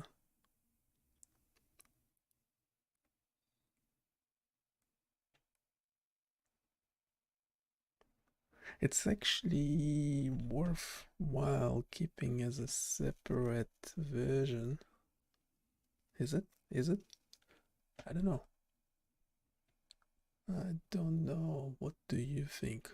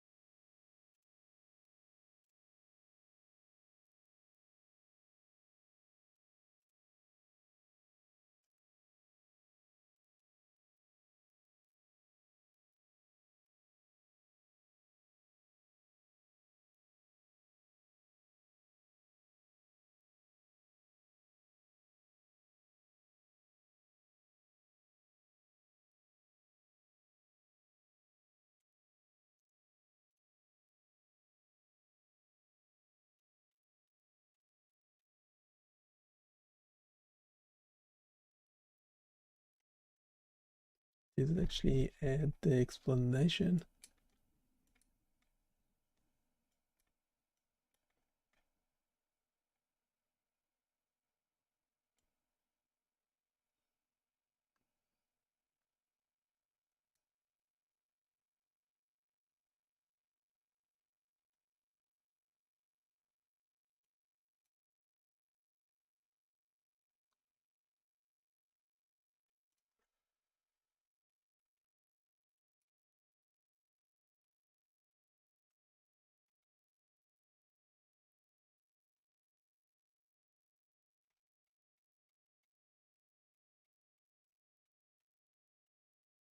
Hey, this is Gemini 2.5 Pro.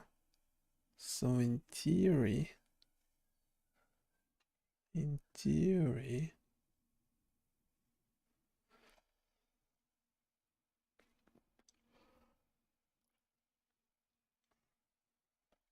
should be able to combine the two files, even though they're like more than 1,000 lines each.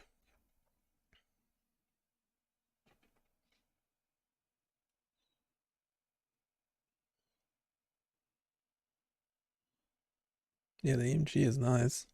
I like it. And much more realistic. Yeah, it's also random and non-linear, so it's not just increasing the amplitude over the whole thing, it's randomly adding EMG artifacts, which are also variable length. Very, very nice. And this is Gemini 2.5. Thing is, we need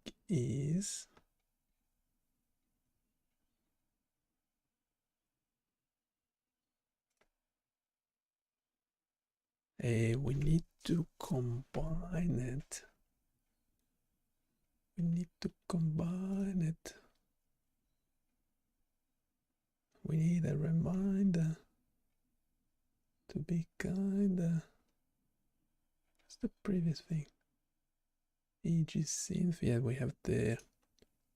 Let's do O2.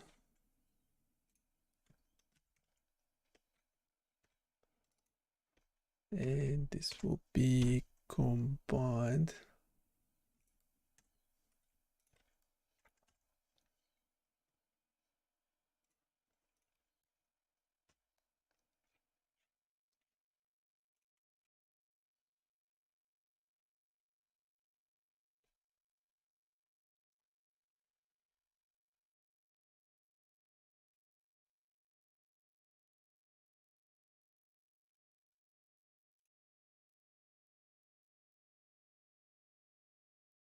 The demo meant to be running.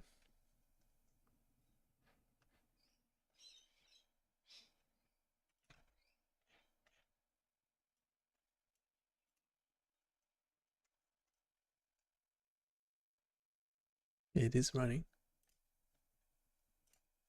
Okay, so I made some changes to the original code, and I would like to combine it with this beta EMG generation version that you have above.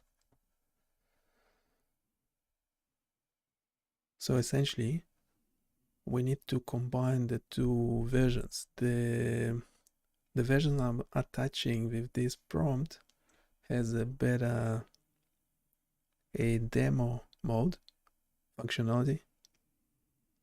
You can see it in the code, but it doesn't have the beta EMG generation. So we essentially need to combine them and generate the new version. But can we make sure we're not getting rid of any existing functionality? So just take all the functionality from both versions, combine them together into a new code, but make sure it's complete. So we have the demo working as per the code in this current prompt. It has a different cycling, automatic starting of the demo and stopping of the demo. So we want to keep that.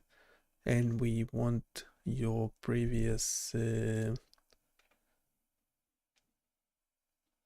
a version of the EMG, the non-linear one. It's yeah, we want that as well.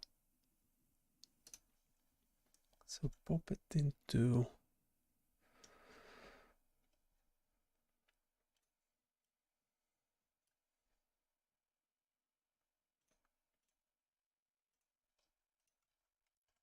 well, make sure we have the correct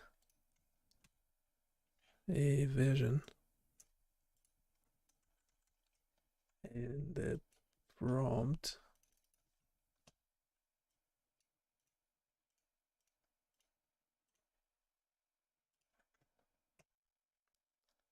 And this is Gemini 2.5 Pro, so fingers crossed.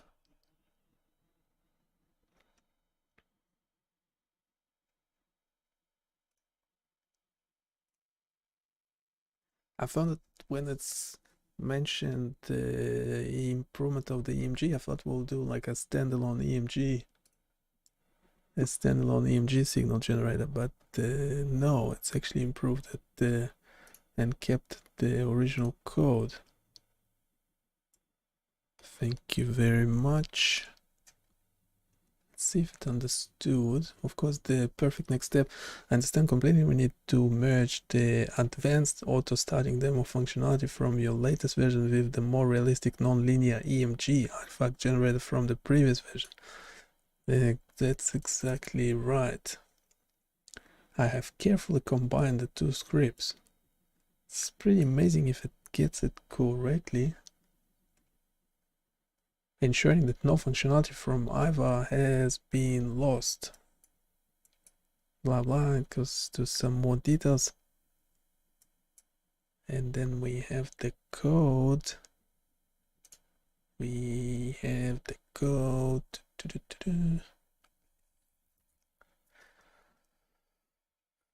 Let's see if it's working.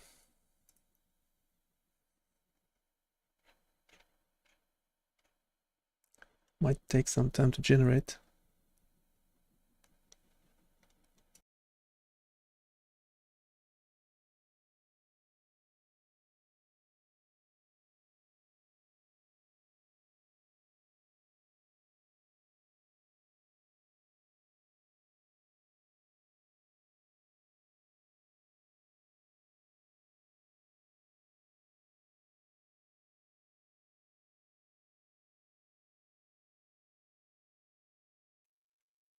It's funny because it's finishes generating, but then scrolling to actually get the whole thing also takes up some resources. So I don't know if it's somewhere in the cache. Yeah, and we have 1090 lines.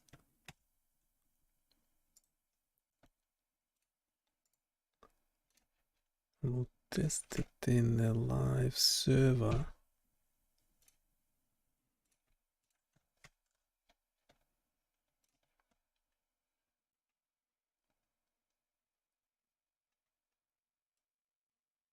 Okay, so the new EMG is there. You can tell because that is it. There, it's random, non-linear compared to what we had before, so it should be better. And also let's check if we have the automated demo mode running as well. It should start in... It has a delay of 15 seconds, so it should start in like 5 seconds or so.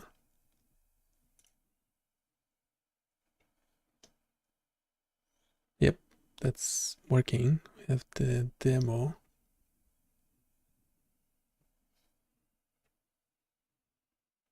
If we scroll the page, it stops as well. That's okay.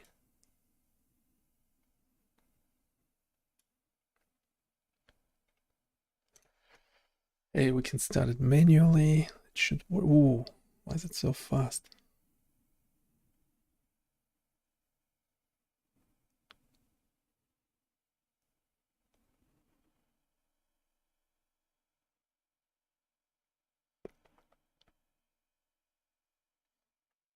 I think we had that problem before.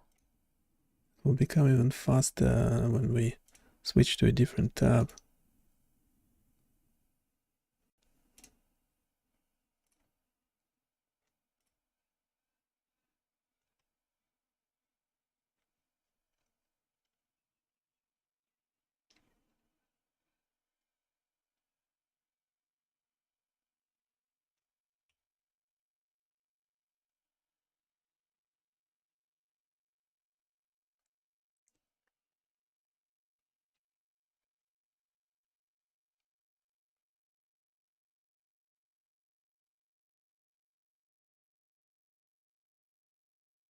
Was it that quick in the previous version? No, it wasn't. I would have noticed, wouldn't I?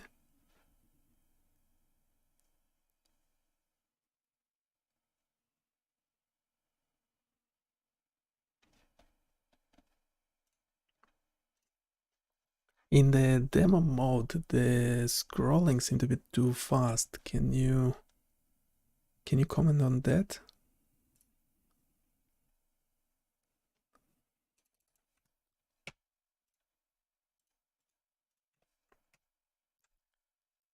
Hopefully we won't have to regenerate the whole code. We can just fix that bit.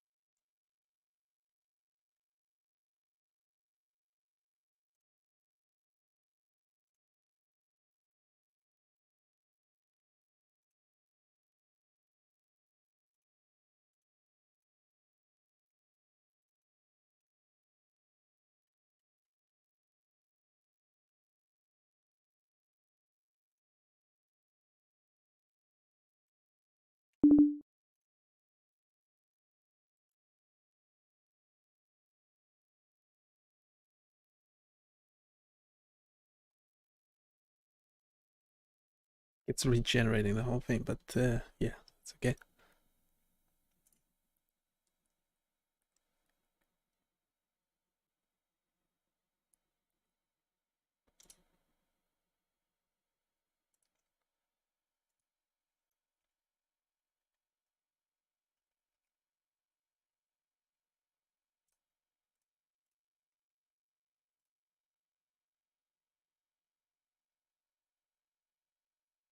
I know it also was pretty quick. Wait, it's the original. Yeah, yeah, the original had some error in it. Yeah, so we will update that. Update that.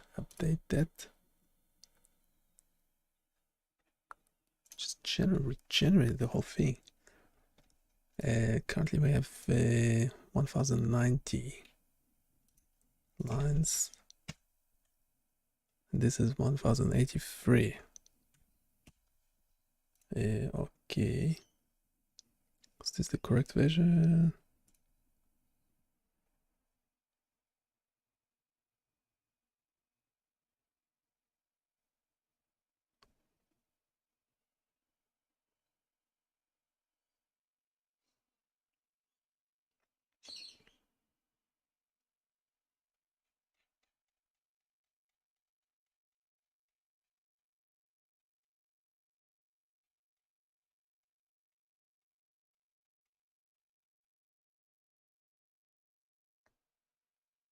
In that mode, especially during the artifact and wave transition, can feel a bit rushed, not leaving enough time to fully appreciate the change. That's right.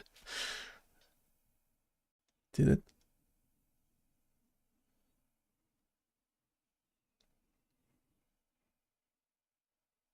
Actually changed it.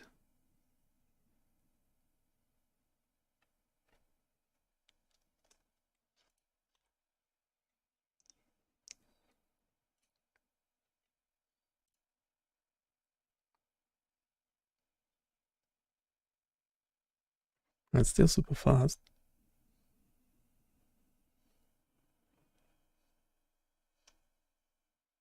Is the gift for demo to leave it that fast?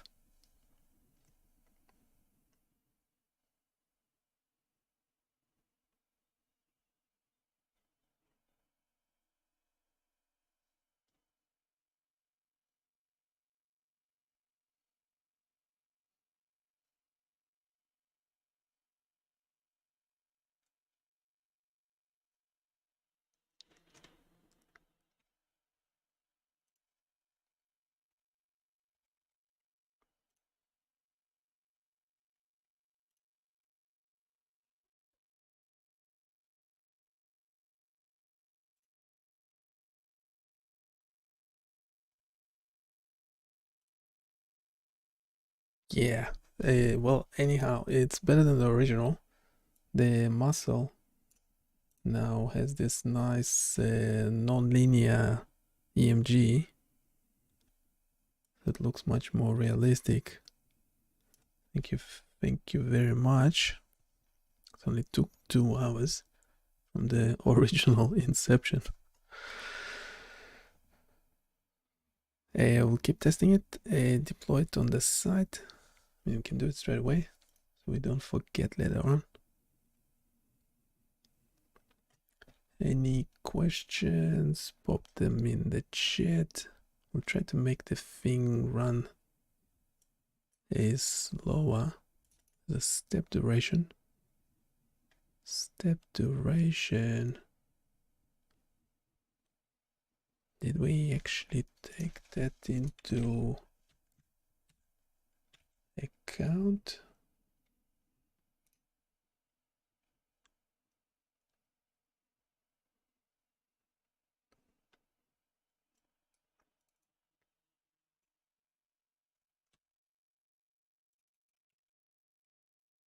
Step duration.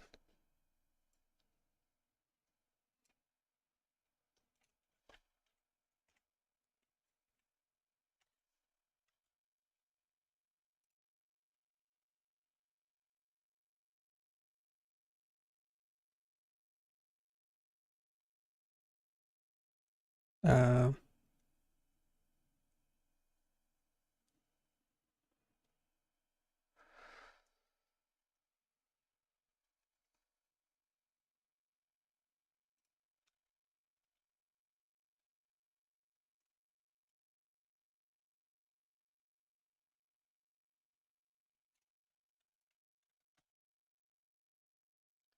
doesn't seem to take effect.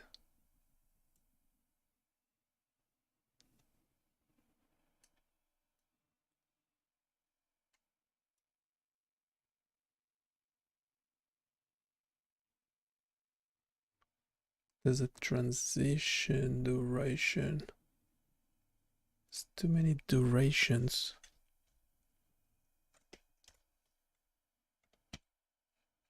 I'm changing them manually.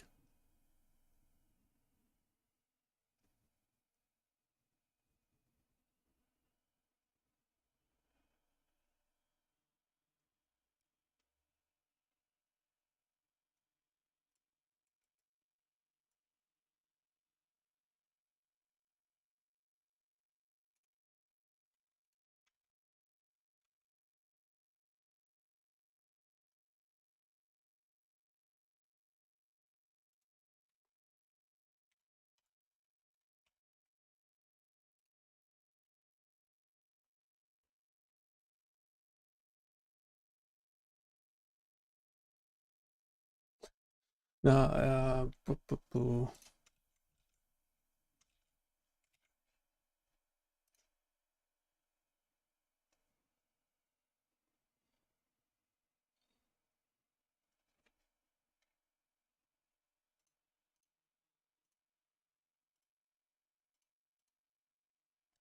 no, so step duration. Transition duration.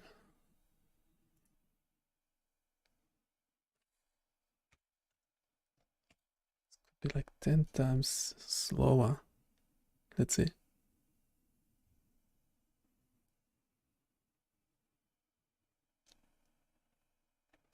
Sweet.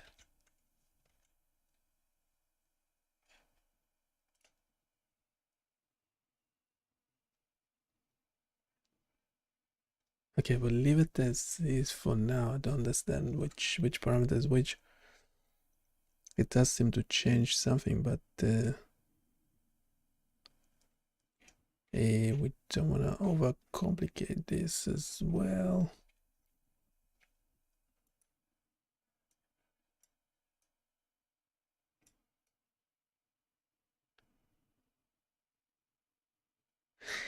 It's actually to do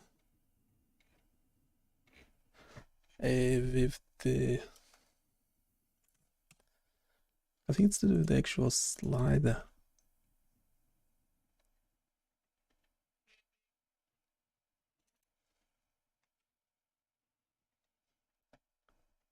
Slider. The range min. Where do we define the Is it the span?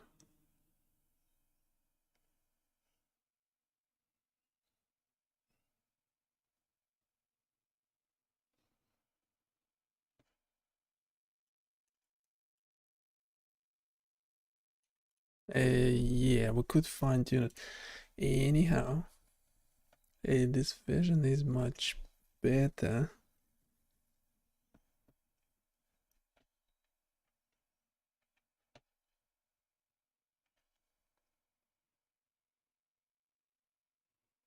It is much better.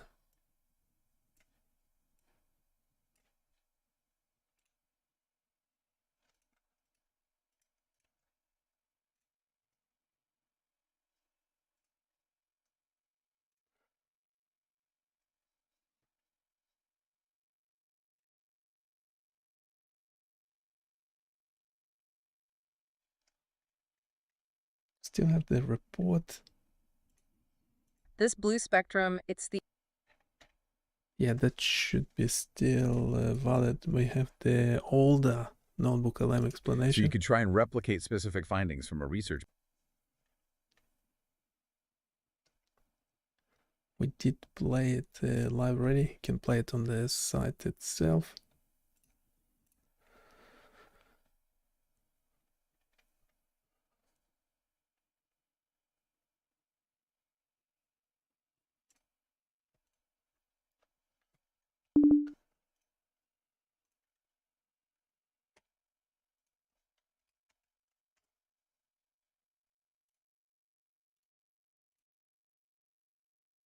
Yes, so we're replacing this original version that had a few bugs and things with this one. Oh, I want to change the location of that demo button.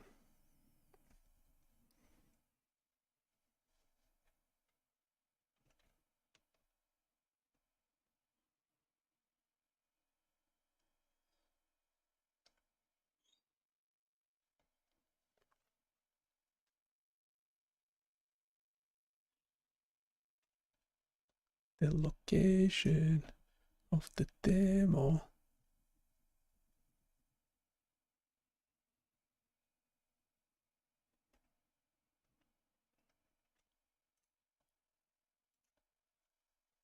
What do you think of the location of the demo button? I'll also attach the image of the front panel. Let me know what do you think. Where can we place it so it's better and not hidden behind anything like it is at the moment?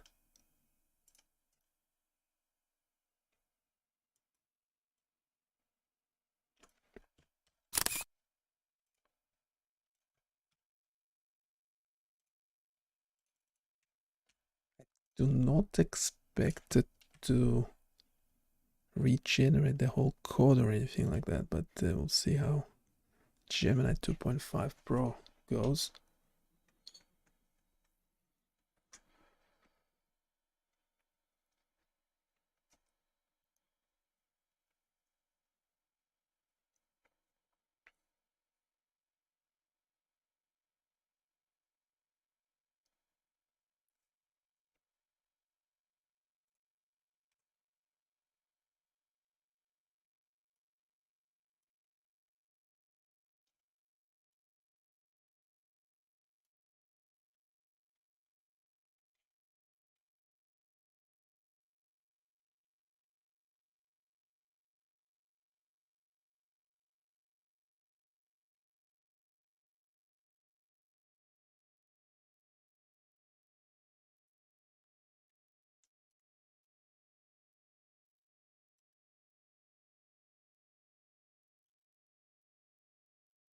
It's recommending just a specific change. Let's see.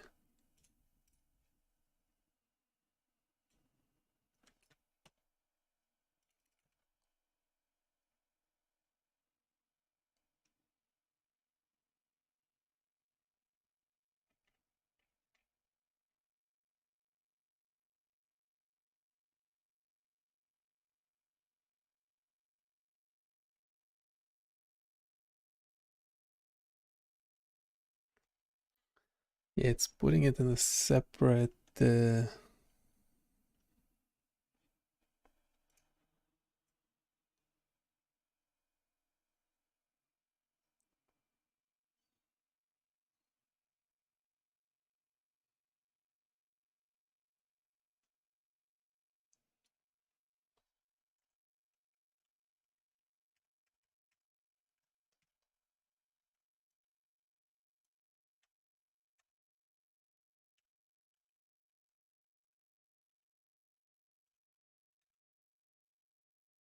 okay, so I have a start demo button now, separate. I don't know. Yeah.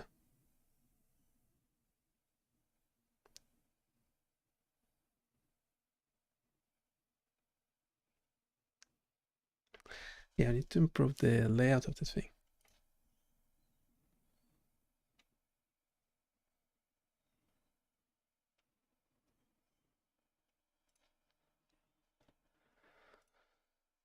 I mean, this is better than what it was, because before it was hiding behind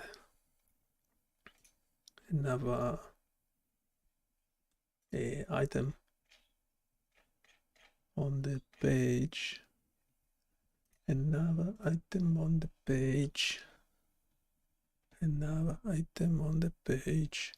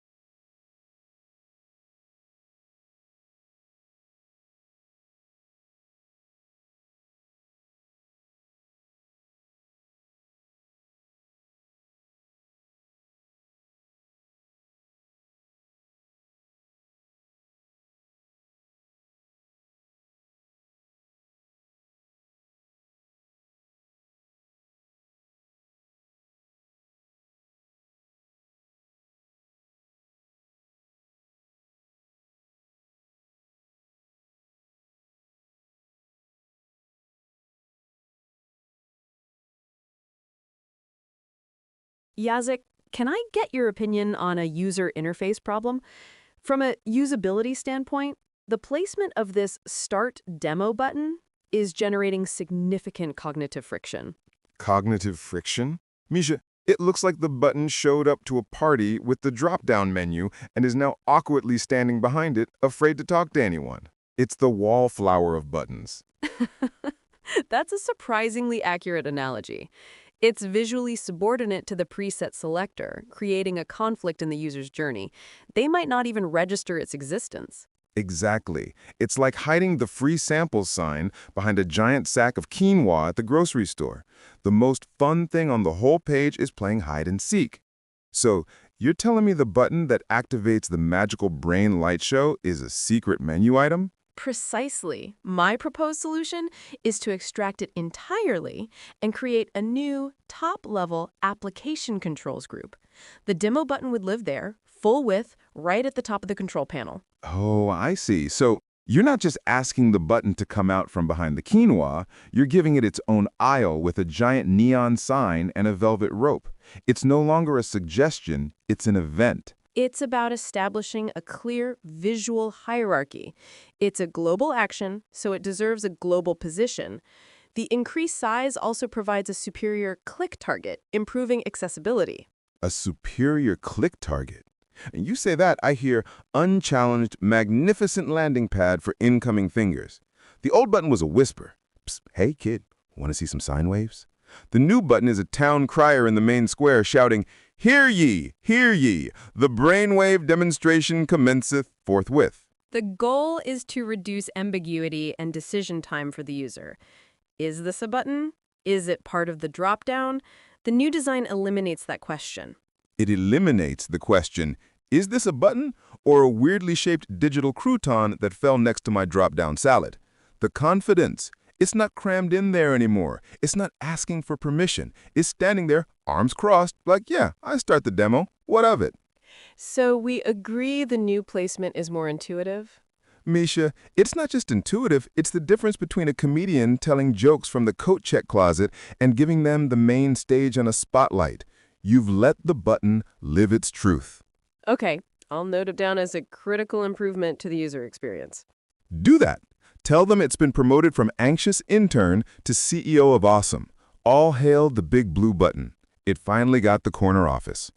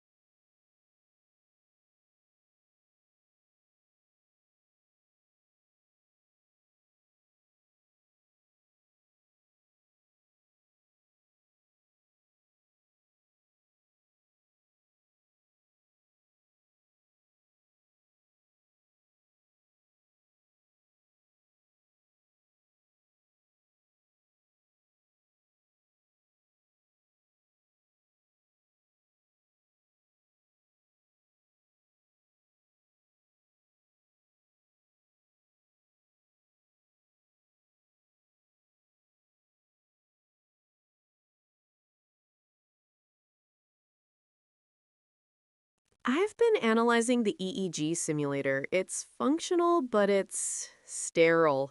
The signals are too deterministic. The muscle artifact, for instance, is just uniform high-frequency noise. Let me see. I get it.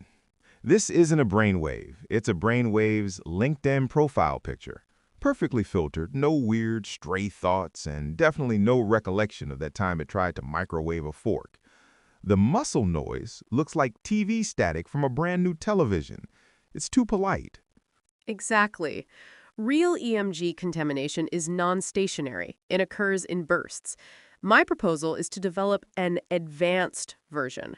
We'd introduce stochastic variability, random amplitude jitter, probabilistic onset and decay for artifacts. We could even implement non-linear mixing. Hold on. You want to take this perfectly well-behaved brain and teach it how to have a bad day. Stochastic variability is when the brain suddenly remembers an embarrassing thing it did in 2007, right? A little jolt of chaos. And non-linear mixing is what happens when it tries to listen to a podcast while a kid is screaming and the smoke alarm is going off. That's a surprisingly effective abstraction, yes. The bowl is realism, but building all of that at once is a significant undertaking. What if we modularize? Instead of building the entire advanced version, we first focus solely on creating a high-fidelity, standalone EMG artifact generator. A solo album for the muscle twitch? I love it. We're not trying to produce the whole symphony of neurological dysfunction at once. We're just going to perfect the sound of a single angry violin string snapping. It's focused, it's brilliant, and it lets the artifact really shine as the star it was born to be. It's a more pragmatic development path. We perfect the logic in isolation, then integrate it later. Okay, I've implemented the new burst-based EMG model. Now, the next logical step is to merge this improved EMG function into the main branch, which has a new, more dynamic demo mode I've been working on. We need to combine them without functional regression. So, you've taught the angry violin how to play a masterpiece of rage, and now you want to put it on stage with a troupe of ballerinas who have a complex automated choreography. You're merging the new unpredictable EMG gremlin with your smooth, self-driving demo car. This is where the fun begins. Correct. The merge is complete. Both functionalities are now in the unified codebase. However, I've received some initial feedback. The demo code, while functional, feels accelerated. Let me guess. It's a tour guide on an espresso IV drip. And here we have the alpha wave, known for relaxation. If you look quickly, you'll see the theta wave. Too late, we're on artifacts now. Keep up. You've built a neurological roller coaster when the user just wanted to leisurely stroll through the cerebral park.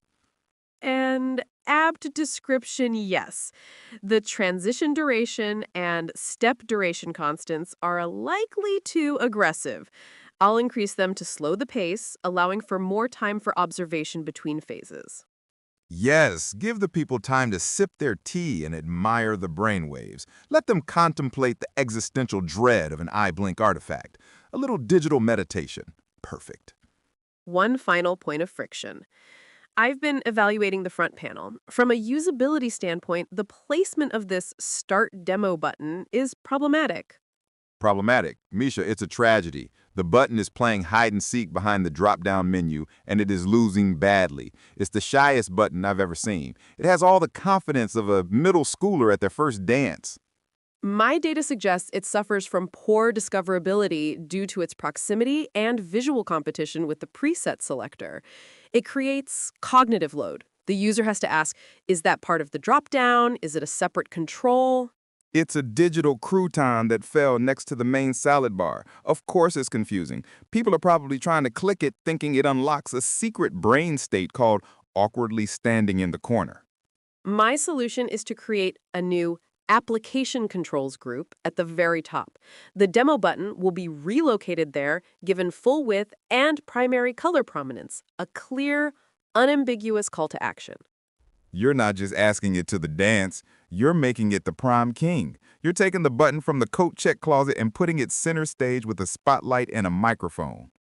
So we're in agreement. The change enhances the visual hierarchy and improves the overall user experience. Misha, you've done more than that. You've given a shy little button a corner office with a view. You've made it the CEO of awesome.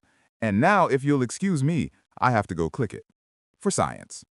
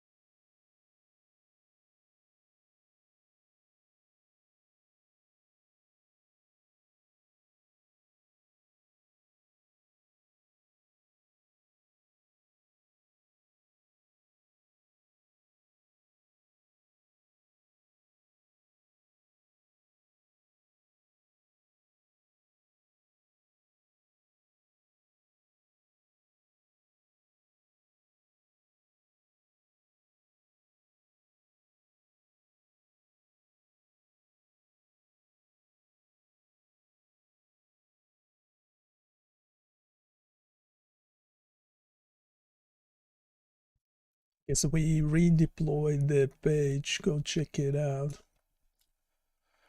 It's up and running on the site. If you already had it loaded, don't forget to Control F5. So it's actually loading the new version. We fixed the demo button. We fixed the demo mode itself.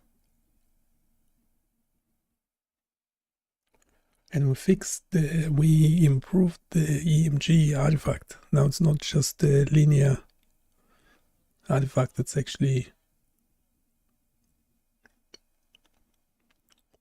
a non-linear. So more realistic, better, stronger. And we didn't keep the previous version, this one's just better. Because that's how real EMG should look like.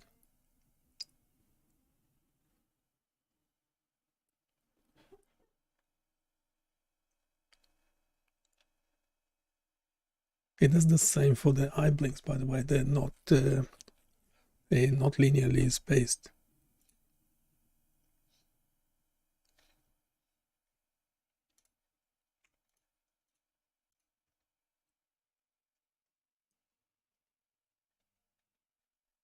Thank you for subscribing to the channel so you don't miss any future live streams. They're pretty much daily.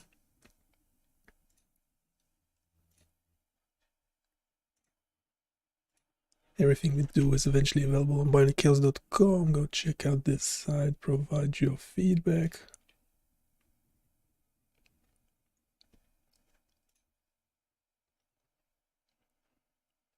We have ECG simulators as well as EEG, and this EEG one has a EMG simulation embedded into it.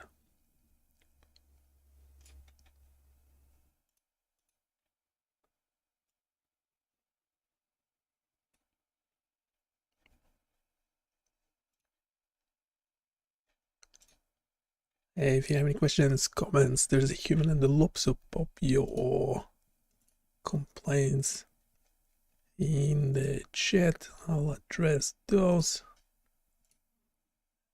whenever I see it.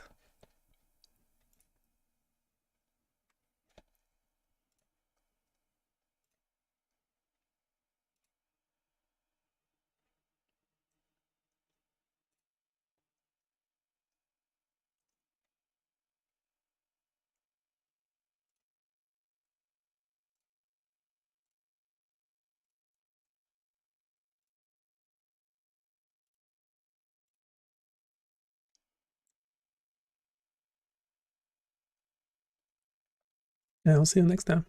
Bye.